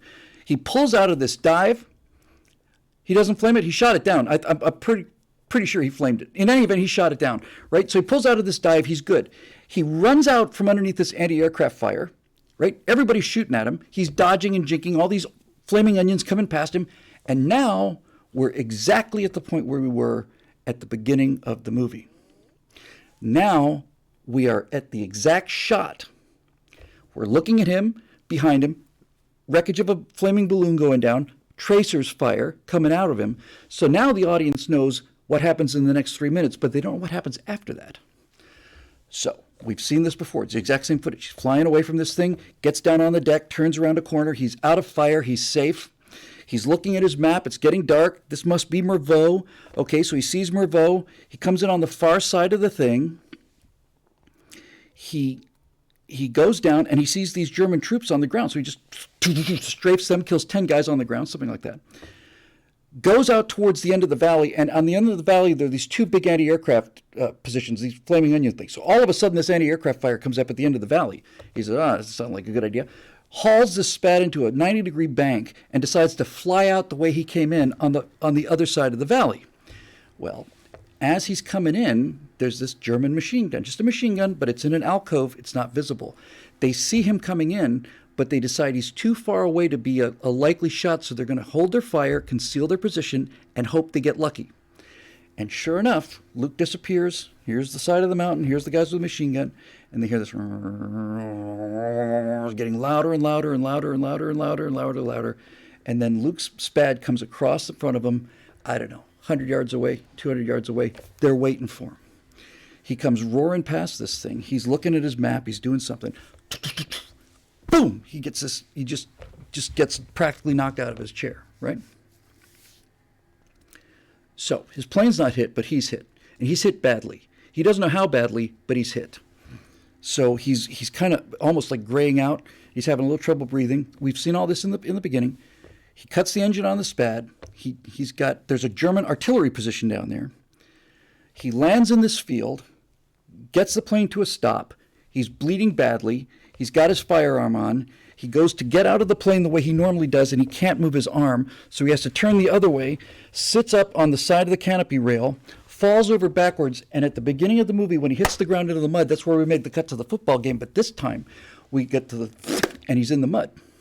And he's just lying there looking at the sky, and he can't breathe. He can't breathe because there's so much blood in his lungs that every time he takes a breath, it fills up more, and that means every breath is causing him more and more pain and more difficult.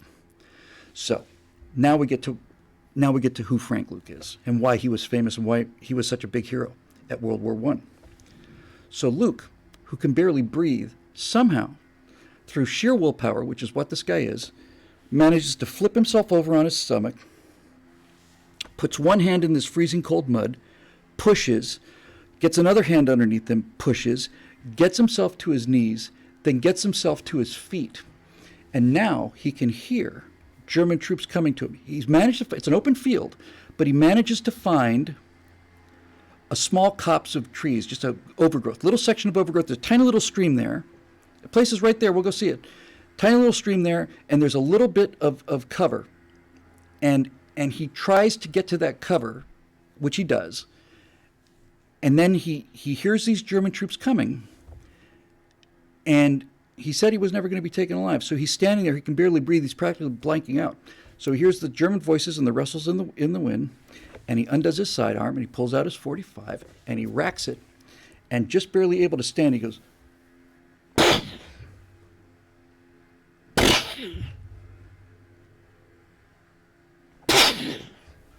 Now you cut to the German troops. They hear this fire coming out of there. They take it easy. What the fuck? What's going on? Right? And now they're being a lot more careful. This guy's obviously fighting, so they got their rifles ready. And they come around, and they finally get through the bushes, get to the end of the clearing. And lying on his back, eyes open, staring at the sky, with a smoking .45 in his right hand, is Frank Luke lying there dead. Right? Lying there dead. Just looking at the sky. You see the reflection of the sky in his eyes. He's gone. That's really the end of the movie. We have 3 pages to clean up after that plot point at the end of Act 3. So the Germans refused to bury him. In fact, they put him on a cart, and they're practically ready to tear him to pieces because of all the damage he'd done. Eventually, he gets buried there. They put up a little story there. And then we get into the end of the movie. We see Frank Luke's mom, and she gets a letter. And she opens this letter. And the letter says, "Dear Mrs. Luke, I know by now you've already gotten the news about your son, but I wanted to tell you that the entire squadron thought the world of him. Everybody thought he was the greatest pilot we ever saw. He was a credit to you, he's a credit to this country, and he's a credit to the entire idea of aviation. I've never met a finer man in my life." Signed, the major who wanted to court-martial him. Then we see the girlfriend from the first act cutting and pasting articles from him in the newspaper. And then we do some little cinematic magic, and we see that 35 or 40 or 50 years later, she's married now. Now she's an old lady, like at the end of Titanic. And some article comes out, it's like 1978 or something. It's like 40th anniversary of Frank Luke's, heroic last stand, a tiny little section. And she cuts that out and puts it into this, what do you call it? Picture book. Scrapbook. Pastes it in, puts it back. She gets married. He was the love of her life. She never forgot him. Anything that was ever written about him, ever, she cut and pasted and put in this book. And that's the second to last scene in the movie. Well, second to last scene in the movie. After that, we cut to all of the guys there, and they're talking about Luke.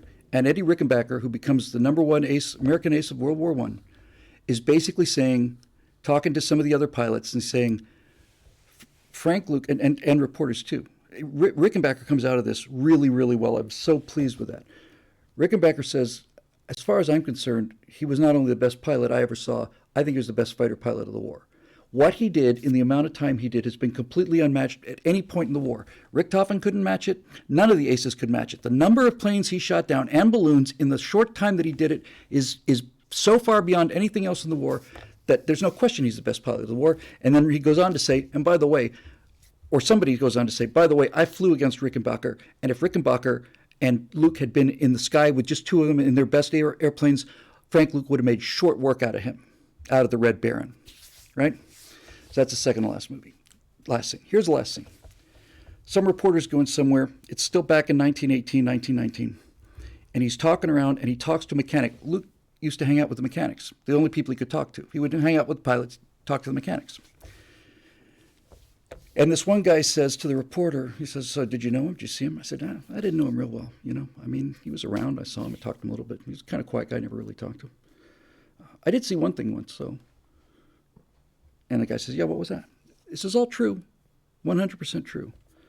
The guy says, well, one day when I got here, we were out on leave. We had the day to ourselves, and I was walking down this French boulevard, and now all of a sudden you're not listening to him talk. Now you see the French boulevard, narrow country road, trees all the way down, and the guy's talking over it, and he says, and Frank Luke was coming towards me on a motorcycle. He says, yeah.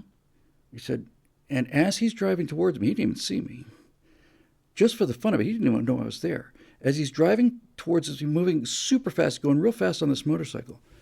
And he takes both hands off the handlebars, because a motorcycle will balance itself out like that. And you see this now. You see it in slow motion. Takes both his hands off the handlebars. He said, took his hands off the handlebars, reached down, and pulled out two .45 automatics. And as he was going hauling ass down the street on a motorcycle, he was taking both of these guns, and he was shooting the trees as he went by, and he hit all of them dead center. That's pretty impressive. That's the last line in the movie. That's what the guy says. That's the last shot you get of him, right? He's got a smile on his face. Slow motion.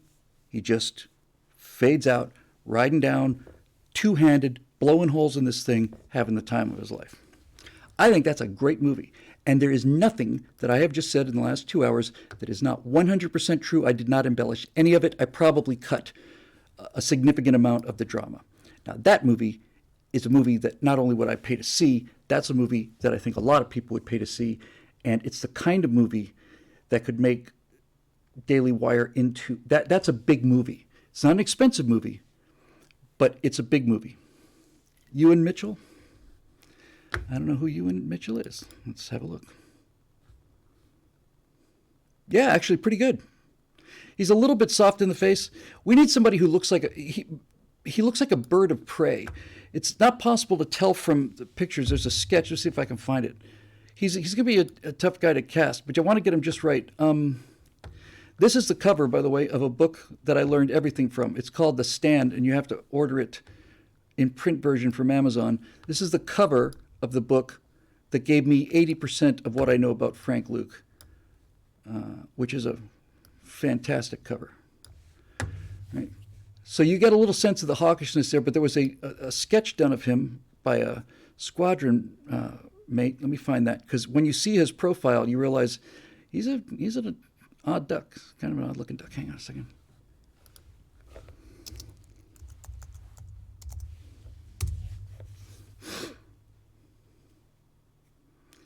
That's a profile.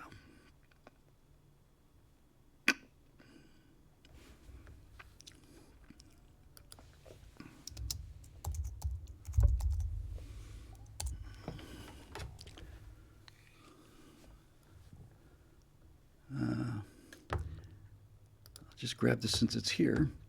This is his official graduation ceremony picture. He's only 5-6 months older, or maybe closer to a year younger when this was taken. He's got baby fat on. He's got a little bit of a smile there. He does not look like the guy. I want to find this one. Somebody did a sketch. It's hard to find, but somebody did a drawing of him at the mess hall, I think. And it's only. I'm going to spend another moment or two looking for it, and if I don't find it, I'm going to give up. Frank Luke. Anyway, he's got a nose like an eagle. It's not a big nose. It's just almost completely vertical, very sharp features. He looks exactly like a bird of prey, which is what he was. There aren't many pictures of him. It's funny because by the time he got famous, given the lag in news in those days, right at the time he got famous was after he was killed. He was just starting to appear in newspapers, just starting to become a sensation, and by the time people started to get onto who he was gone. This is a good picture of him. Whoa, what happened? Don't do that. Stop. All right, you want to be like that? I can play that. 2 complete games like that. Try again. Yeah. There he is, doing what he did best. He doesn't look mean in that picture, right? This is him before he got to war. He doesn't look like that soured faced, brutal, sadistic guy. He's just an American kid who was the all-star fullback on his state champion college team, and this is it, right? He wanted to get in the game. That's why he went off on his own all the time, because he wanted to get in the game. He wanted to show them what he could do. He knew what he could do. They just wouldn't let him.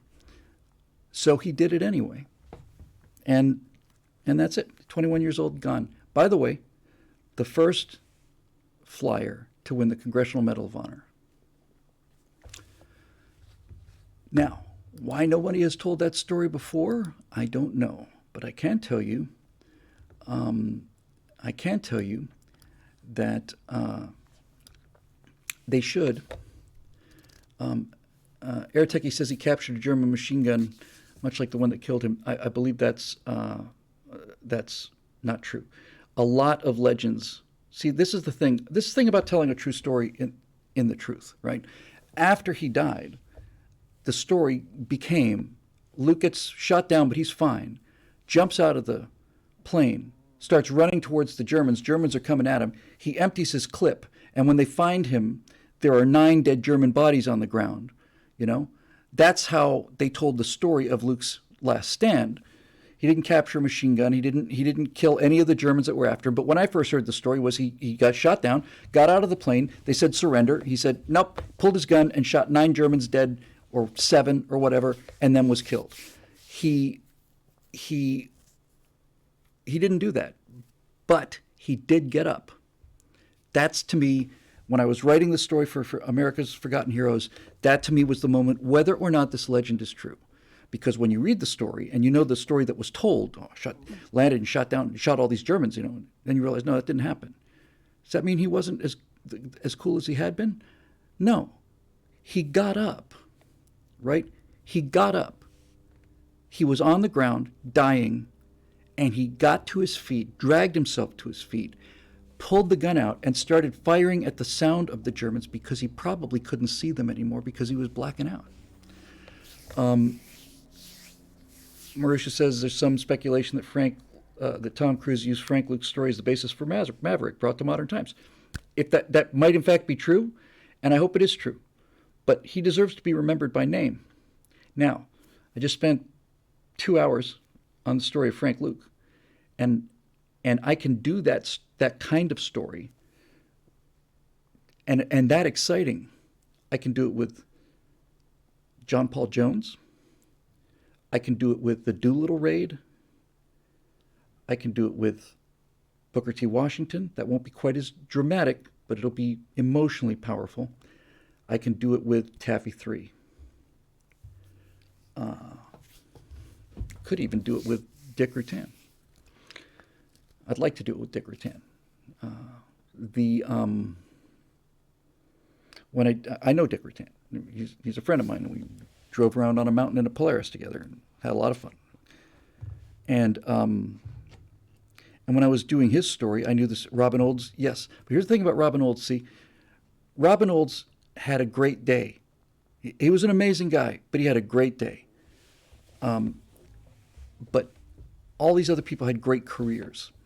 And when I was doing the research on Dick, I knew about Voyager. I'd known about Voyager ever since Voyager happened. I was a pilot. It was an incredible mission.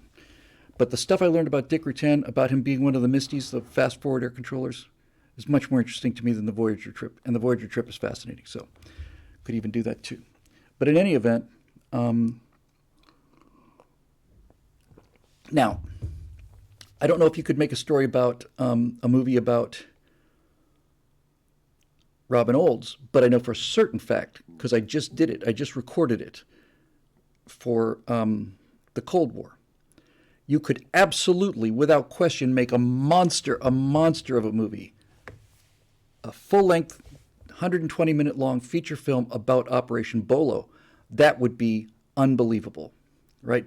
Because inside of Operation Bolo, it's mostly Robin's story, but it's not just Robin's story.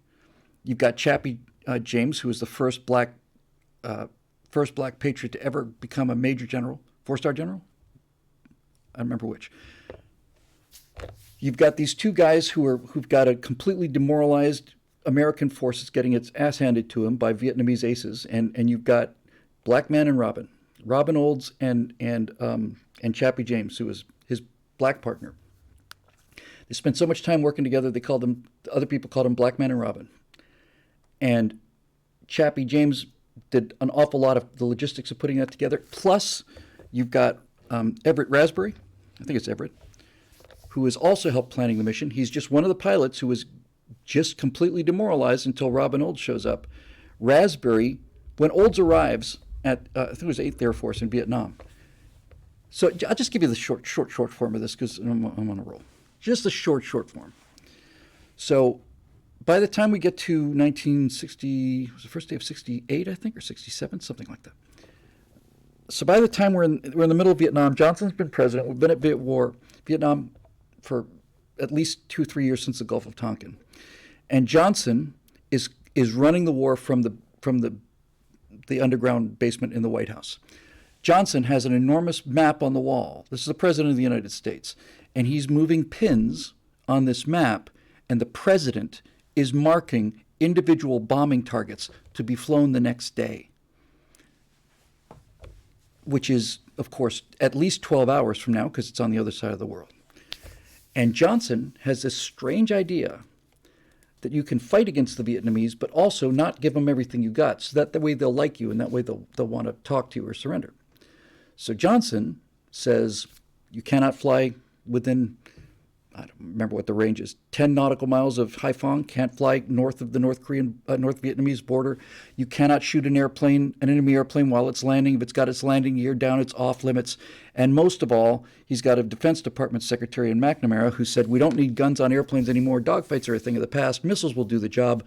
The Sparrow missile, AIM-7 Sparrow missile, had a PK of about 7%. 7 out of 100 missiles that they launched hit the target and killed it. Sidewinder was a little bit better. The early Sidewinders had about a 10% PK. So the doctrine, not the strategy, the doctrine is you tell American pilots without guns who are depending on long-range, beyond visual range missile kills, they have missiles that don't work. If you've got 8 missiles on a Phantom, you could launch all 8 of them and have an extraordinarily good chance that none of them hit anything.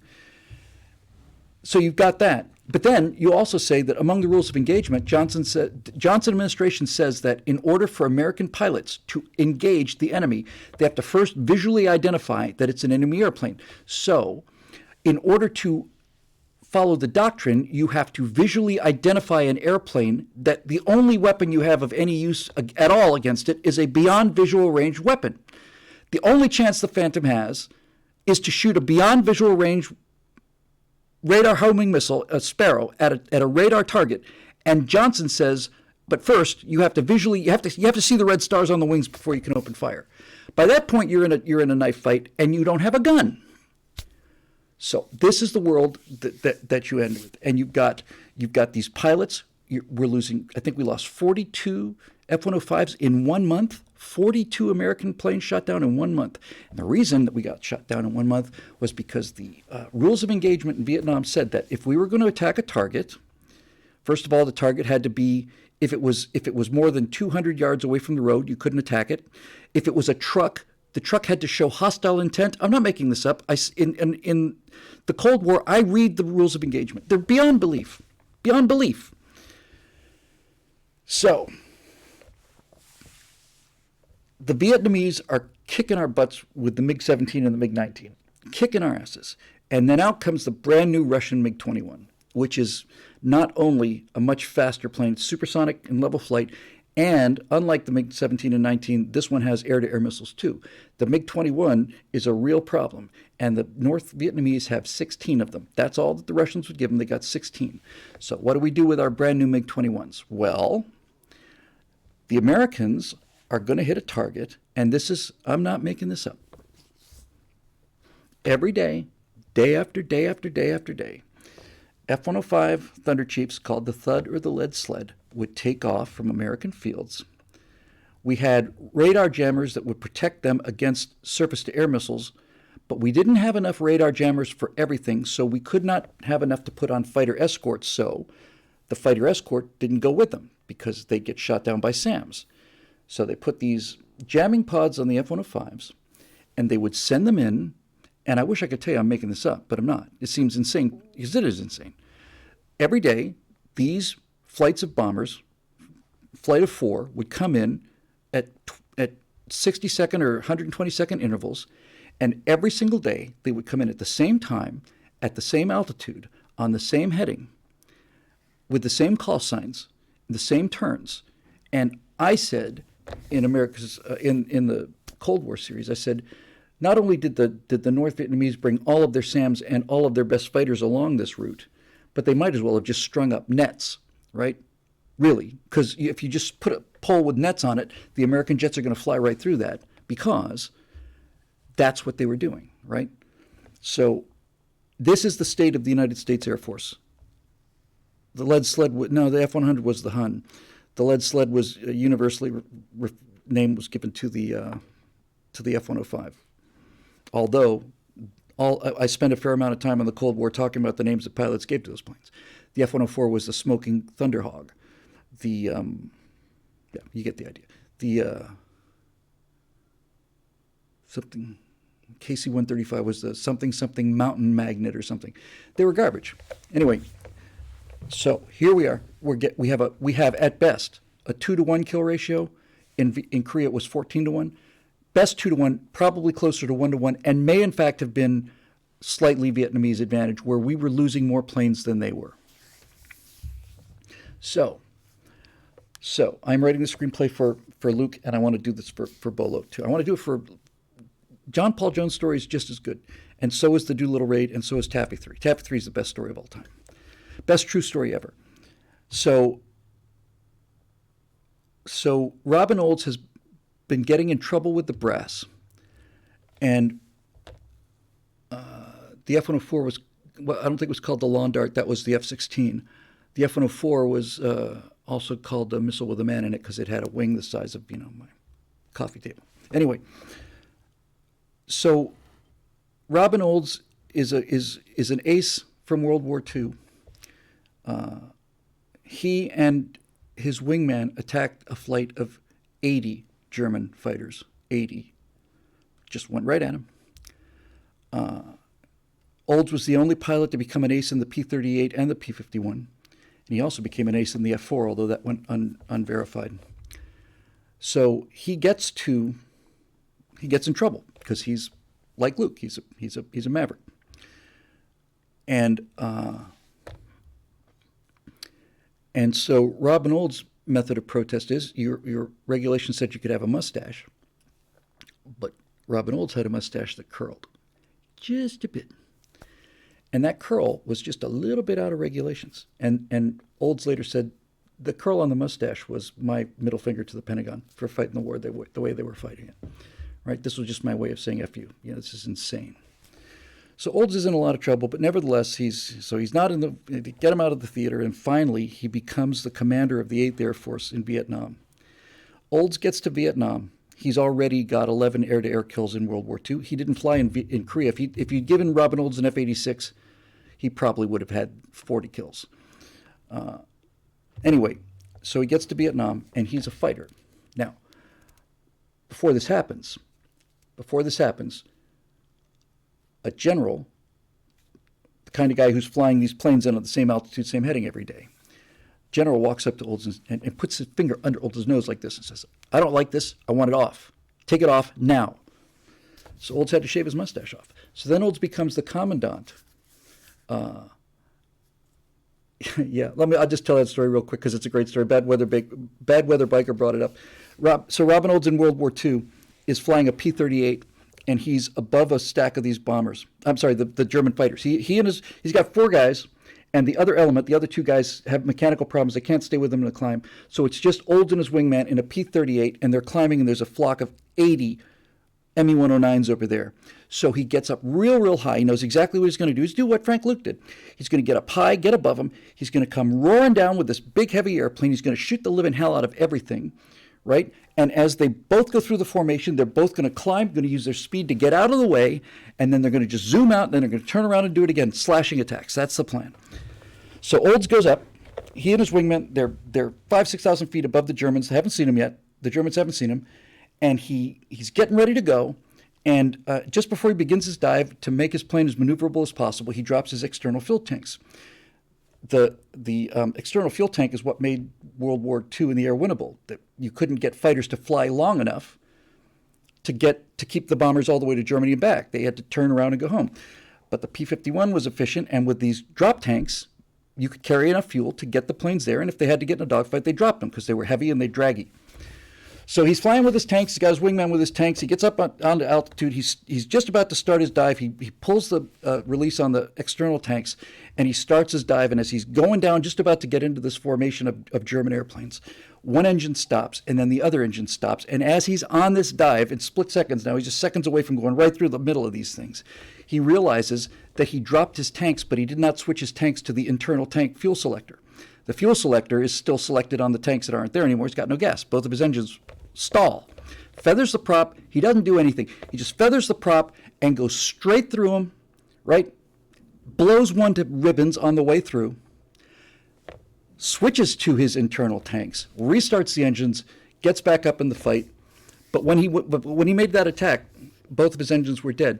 And Olds went on to say he's the only pilot in the history of the world that ever shot down an enemy aircraft while flying a glider, which is Robin Olds in a nutshell. So Olds has his mustache shaved off, and before he goes to Vietnam, they make him Commandant of the Air Force Academy. Yes. So he goes in. Everybody knows the story about the mustache. He goes in. I think it's Mitchell Hall at the Air Force Academy. It's kind of like the big place where you get all the cadets together in one room. So Olds has just been made the Commandant of the Air Force Academy. He's about to give his first speech to the cadets. He walks out in Mitchell Hall, looks out into the room, and every single one of the cadets out there is wearing a fake mustache. Every one of them. He's got a fake handlebar mustache glued on his lip. And Olds walks out there and he sees this. And he says, these are my boys. That's all I needed to know.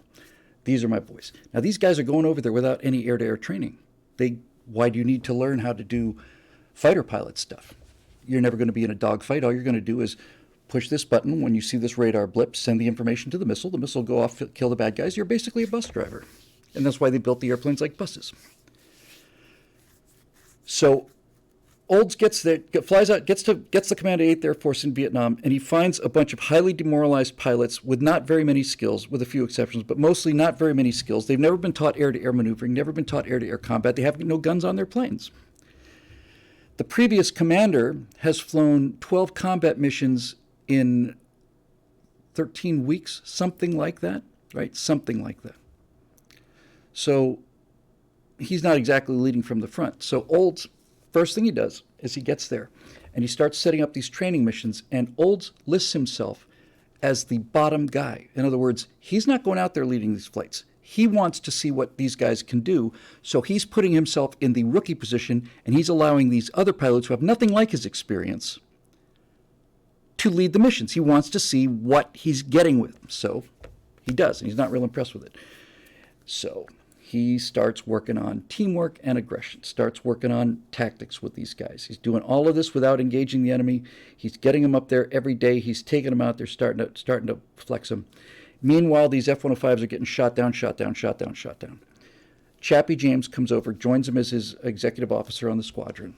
Chappie is a brilliant guy. And Olds and Chappie are looking at the problem, and the problem is we are sending our airplanes at the same time, every day, same altitude, same heading, same everything, same target, same call signs, same jammer pods, all of this stuff. They put all of their MiG-21s on the route, and they're just knocking us out of the sky.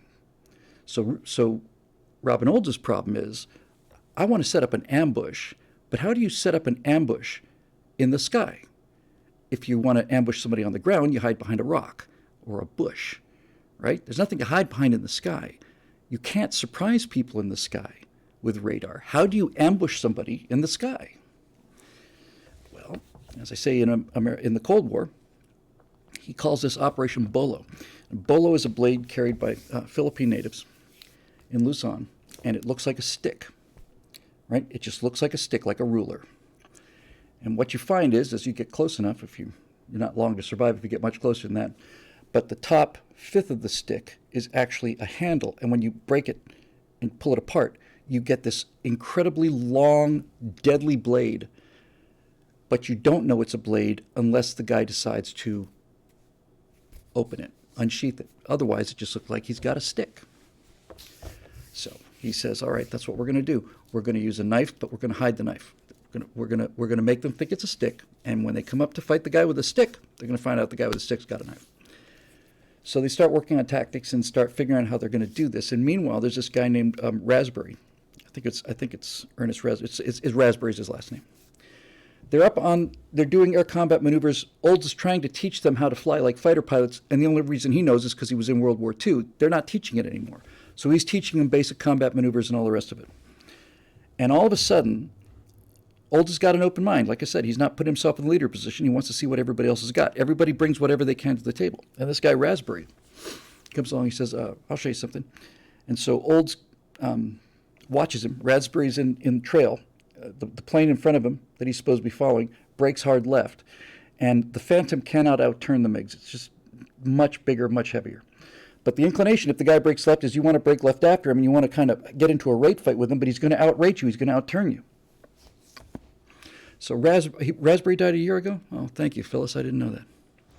So Raspberry shows him something that he got taught because Raspberry was one of the very few people ever to go to Nellis Air Force Base and fly against John Boyd, who is the most important person that you've never heard of.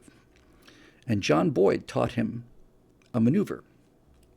And instead of breaking left, where are the hands? So instead of breaking left after the guy, you do the exact counterintuitive thing. He breaks left, and instead of breaking left after him, you roll to the right. You roll absolutely to the right, and when you come out of this roll to the right, you are behind the guy at about 1,000 feet, 1,500 feet behind him, in trail. You are in perfect missile kill position. Olds sees this and his jaw hits the ground. He says, do it again. So he does it again. And every time he does it, it's like, this is the one thing that they cannot beat the MiG-21s on.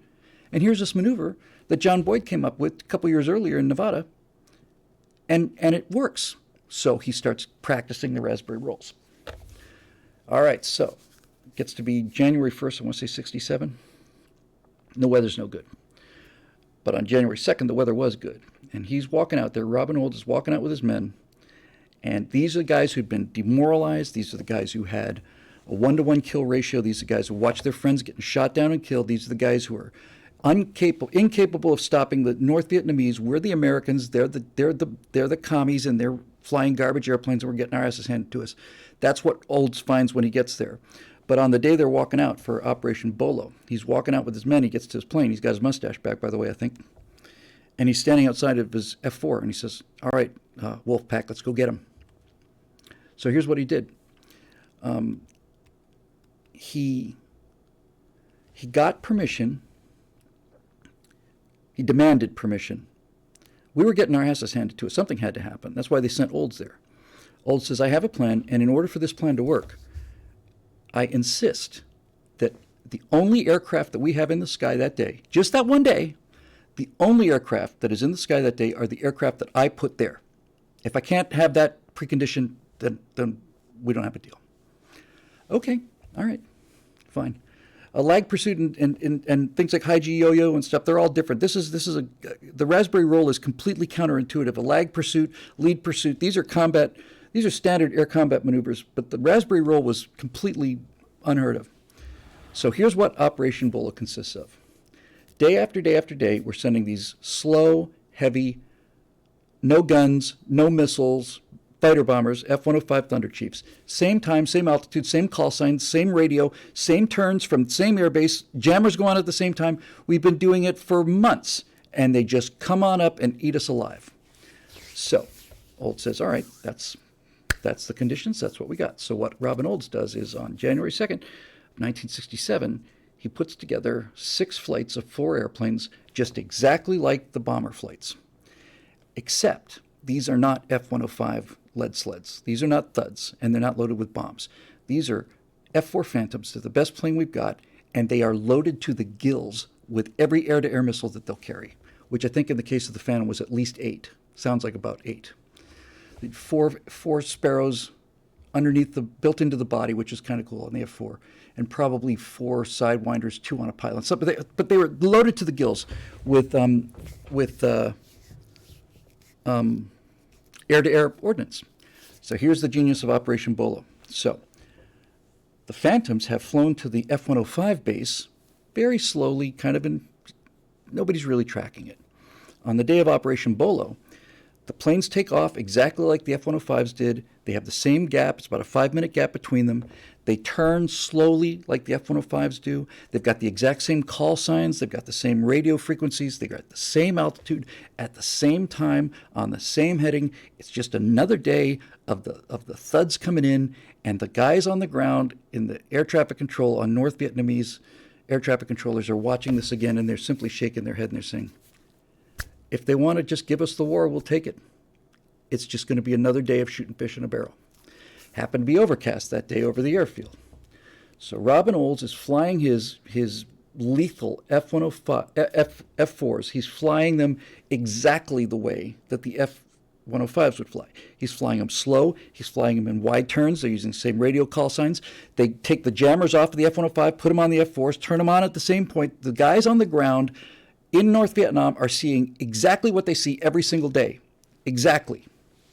There's clouds over the North Vietnamese airport, which they're not allowed to attack. They can't attack the planes on the ground. Johnson says no. So Olds is in the first flight. Now, all the flights had names of cars. So Olds flight, Ford, Buick. Olds was leading the first flight, which was Olds flight, Oldsmobile. So Olds is leading that flight. So they start ingressing towards the target. The guys on the ground in Vietnam are saying, well, another day of unimaginable riches. All these Vietnamese aces walk out to the 16 MiG-21s that they have. That's all they've got, 16 of them. They hop in and they go up to massacre the Americans like they do every day. Well, they come up through the cloud deck. And as they come up through the cloud deck, perfectly positioned by the North Vietnamese controllers, by the way. They got this exactly right. The North Vietnamese air controllers put them right behind the Americans, and they come climbing out of this deck, and they're just ready to gun down the Americans.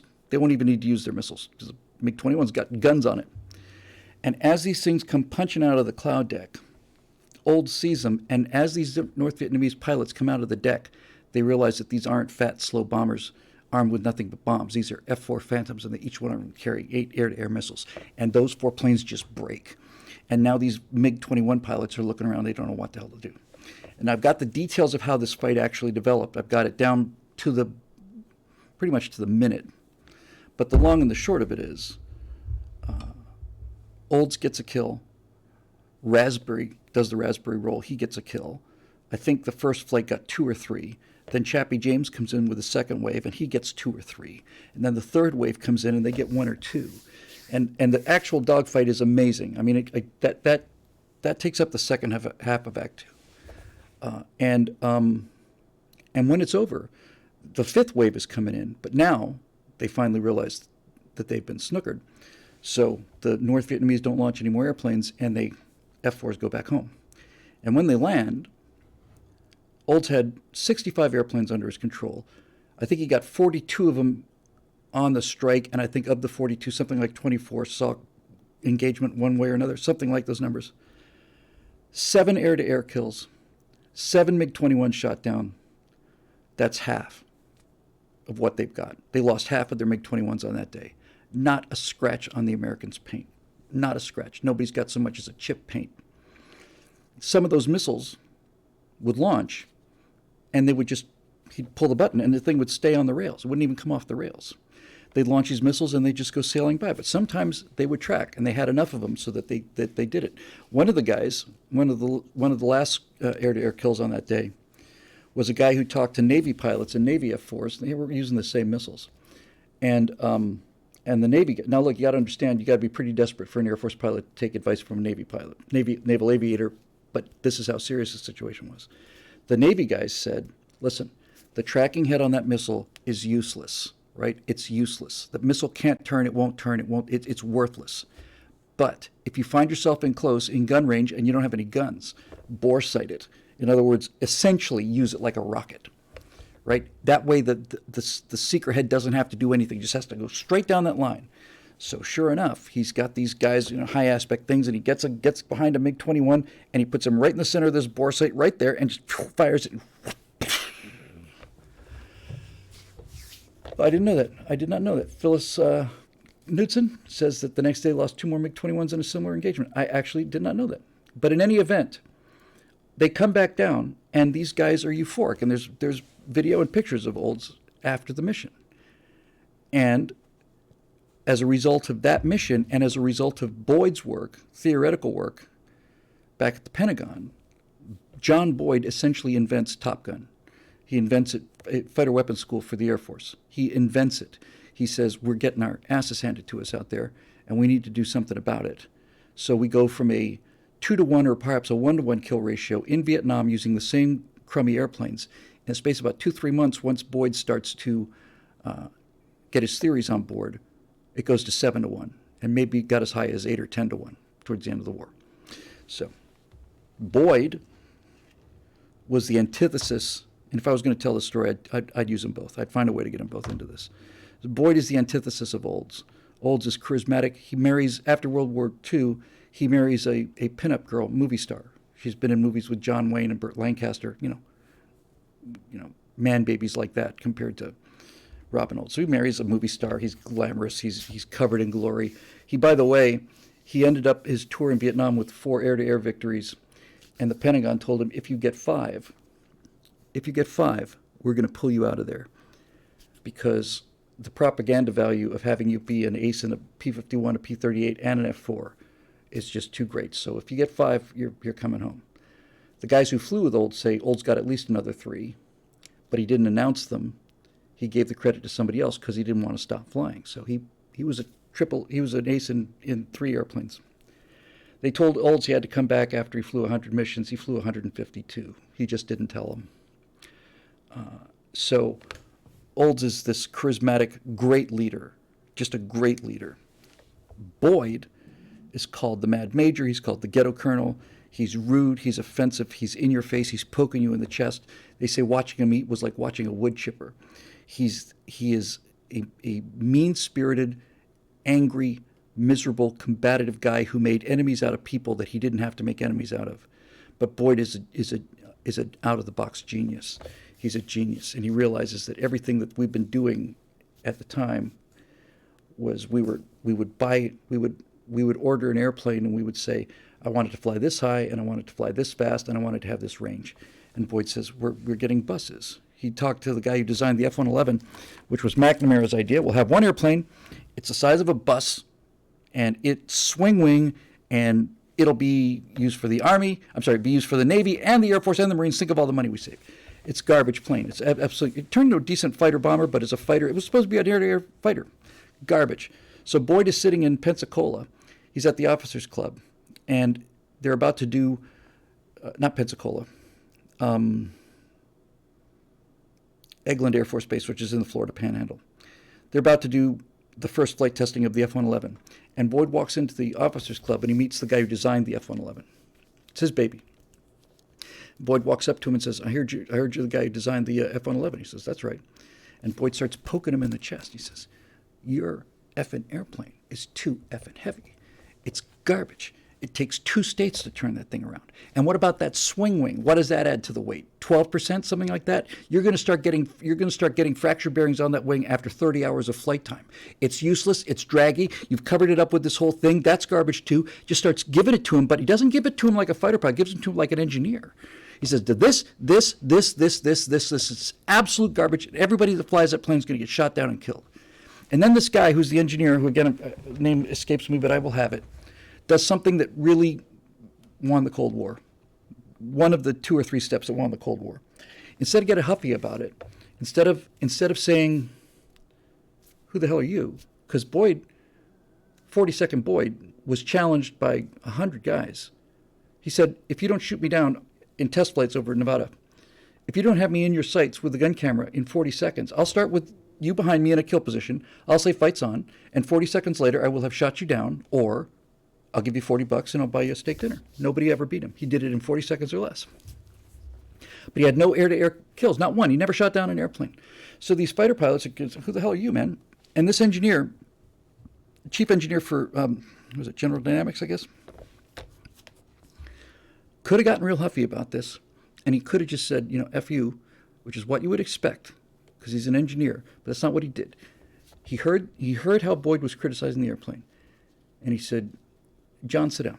So they sat down at the officers' club, and they sat there, and on the back of napkins, they started talking about what the perfect ideal fighter plane would be. This guy designed the F-111, but it wasn't what he wanted to design. He was given the specifications, and he did it. And Boyd is saying things like, top speed doesn't matter.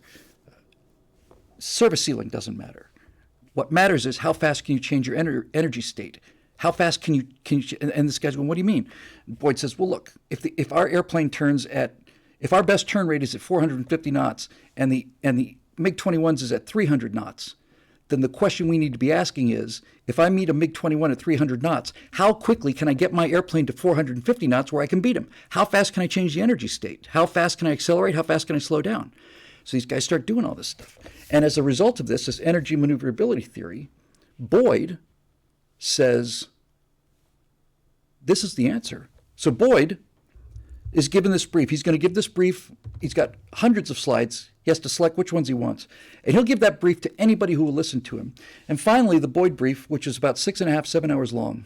Finally, the Pentagon hears about this, and the Major General in the Air Force who's responsible for Tactical Air Command says through a colonel, the general would like to see you tomorrow and expect you to give the briefing at 8 a.m. So Boyd talks to Raspberry, as it turns out, and says, all right, here's the deal, Raz. I'll do the brief. You run the slides. So they pick the slides they want. They hop in an F-100F, 2-seater, fly their butts up to Langley. They land. They're there for the 8 o'clock interview, the 8 o'clock brief the next day. And just as they're walking in to give the 6-hour brief, the general's aide says, the general has allocated 10 minutes of your time. That's how long you'll have to give the brief. Now, top brass at the Pentagon, 10 minutes is a lot of time, right? That's almost unheard of for a major. So instead of arguing about it, instead of like, well, I need 6 hours, I can't possibly. Boyd says, okay. So Boyd goes in there, and he says, General, and the guy walks in with his entourage. The general's got, staff behind him. And he says, Major Boyd, you may begin the brief. So Boyd says, thank you, General. And he puts up a slide, and he says, these slides represent, in blue, U.S. aircraft, and in red, Soviet aircraft. And each one of these blocks indicates which one is superior at what particular altitude. Here's the F-4 versus the MiG-21. Here's the F-4 versus the MiG-19, and so on. Anything that's in blue, the U.S. plane is superior to, and anything that's in red, the Soviet planes are superior to. And he starts putting these slides up, and they're red, red, red, red, red. Little bits of blue, but red, red, red, red, red, red, red, red, red. Puts them up there. 10 minutes goes by. Raspberry gives him a signal. It's been 10 minutes. He leaves him up there and he says, thank you, General. That concludes the brief. And the general says, this one meeting won the Cold War. It won the Cold War in this meeting, in this one meeting that day, won the Cold War. Because Boyd got his way. That meant we had air superiority. With air superiority, you have battle superiority. We won the Cold War in the space of a 10-minute briefing and the decision that this general made. This general said, "What do you mean you're done?" He said, "I'm sorry, sir. I was told by your aide that I've been allocated 10 minutes. I've used 10 minutes of your time. Thank you for your time. Are there any questions?" The general leans over to the guy who just told Boyd, "You got 10 minutes," and says, "Cancel all my appointments for the rest of the day." Okay. He says, "Continue the brief." So Boyd goes on. And before he starts going on again, the general says, after he finishes the brief at the end of the day, he says, "All right, Major, I want you back tomorrow morning. We're going to continue this briefing." And Boyd is very sly. So he's got a little ambush of his own plan. Boyd packing up his slide projector, right? Just about to unplug the thing. And the general comes over and says, "Major Boyd." He says, "Yes, sir." He says, I noticed something. I noticed, Major, that you have all of your energy maneuverability diagrams for every aircraft in the U.S. inventory and the Soviet inventory, but you don't have the F-111. He says, "No, sir, I don't. I have the slide, but I haven't shown it." And he says, "Well, I'd like you to show me the slide for the F-111. Boyd knew he would ask this. So Boyd says, "Yes, sir." So they fire up the projector. They put the slide up, and it is 100% red. Against any plane that the Soviets put up, the F-111 was going to lose. And it was going to lose in every airspeed and at every altitude. There was not an airspeed or the altitude where the F-111 was going to win that fight against anything that the Russians had in the air. And Boyd knew that was a kill shot, right? So, because of this general, and because of Boyd, and because of a couple of other renegades at the Pentagon, they started what became known as the fighter mafia. And John Boyd, who just through the energy maneuverability theory alone would have been a legend and a genius, basically said, "Let us design the next airplane and you won't believe your eyes, but you got to let us do it. You got to let us put this theory to work. We've used your data. We've used your computers." Boyd stole time on computers. He told him it was for something else, just used it. He said, "Give us our heads, just let us go, and we will show you what we're capable of doing." So they did, but that didn't solve the problem that was going on right away. Right away in Vietnam, as this briefing is going on, we're losing aircraft at 1-to-1. We don't have any fighter weapons training. There's no air-to-air combat training. All we have is Boyd's numbers. But this is where it's really super cool for me anyway. So what Boyd has done is he's taken all of the data on these airplanes, and like I said earlier, I'm inventing these numbers, but they're fairly close. He says, okay, so let's look at the MiG-21 versus the F-4, right? The slide is virtually red everywhere, except for here, where it's blue. Where it's blue, that indicates that the F-4 flying at 450 knots can outturn the MiG-21 only at 450 knots or higher, and only because the F-4 has hydraulically boosted flight controls, but the MiG-21 didn't.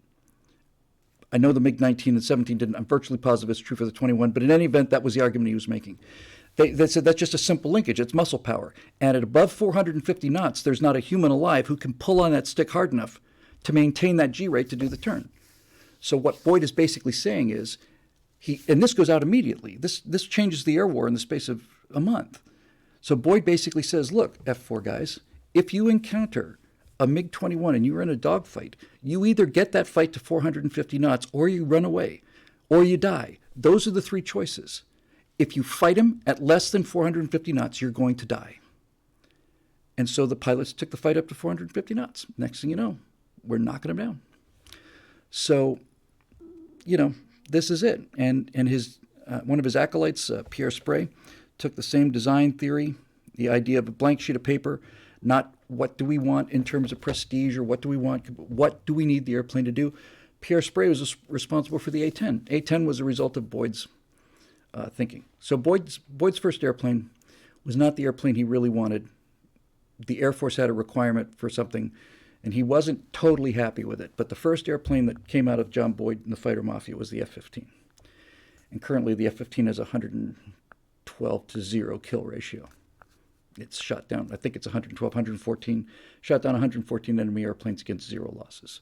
That was the first of the planes that Boyd delivered. The F-14, on the other hand, is not a Boyd product. That's why it's retired. It was swing wing. It was heavy. It was not a great turner. It was fast. It was a good interceptor, but a fighter it was not. So the F-15. But Boyd's masterpiece was the F-16. And when you look at the F-16, if you look at the F-16A, the first production model is F-16. It's a beautiful, beautiful airplane. But you need to look at the YF-16, because the YF-16 is the plane that Boyd designed. The YF-16 is considerably lighter and smaller than the actual production F-16. The F-16 was designed to do one thing, and that is to outturn enemy airplanes and shoot them down. It's got a real nice gun on it, too. And Boyd complained a lot when they made it a little bit heavier for the production model. But the F-16 not only won the quality over quantity argument, because we had to have planes that would shoot down 5 or 6 Soviet planes because they had so many more than we did, but also the F-16 was so inexpensive that we could not only overmatch them in quality, but we could make a hell of a lot of them too. After the MiG-21, the F-16 is the most made fighter aircraft of all time. MiG-21 was in production for a long time. A MiG-21 versus an F-16 is over in about 15 seconds. So it was not only an extraordinarily capable airplane, but it was relatively inexpensive, and he did that. So that's it. All right. Well, and it's 3 hours and 50 minutes. I remember when getting to 2.5 hours was a big deal. We've been over 3 for months now. So anyway, that was an awful lot of fun. It's really useful for me to tell these stories out loud, because when I tell them out loud, it not only helps me visualize it for the screenplay, but it also helps me see, okay, there's something I missed here, or there's something I need to put in there. So thanks for all of that. 251 viewers on YouTube, hooray, and 51 on Twitch. That's good. That number keeps getting bigger. That's great. Tomorrow morning, we are shooting Right Angles with a new format. We'll shoot live for about an hour and a half. Each one of us will bring a show, and we'll also have our regular banter. And I think we'll be shooting Tuesdays and Fridays, so we'll be getting them out twice a week now instead of once. And the format is much more energetic, so I hope you guys will like that. And then on the Stratosphere Lounge on Thursday, if somebody can remind me, I will tell you about what I would like to do for my written content.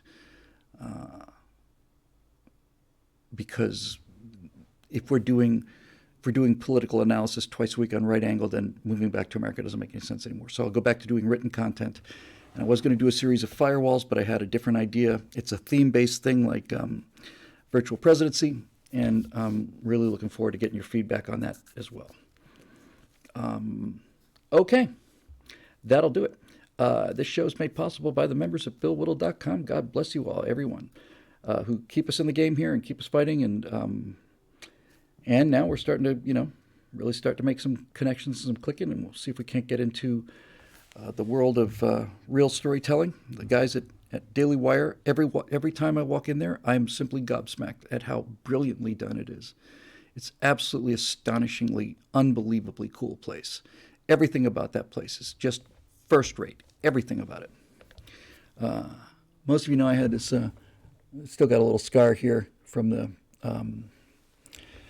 skin cancer operation I had earlier this year. And I was really hoping that Jeremy would say something about it, because I got nice lighting here. In normal lighting, it's pretty obvious. Thank you very much for the kind words. I was really hoping Jeremy would say something about it. I was hoping he would say, "What the hell happened to your lip?" And then I'd be able to say, "Jeremy's razor's what happened to my lip, man. I was fine. I got your effing razors out, and the next thing I know, I've cut half my lip off. What kind of Chinese junk are you putting out here?"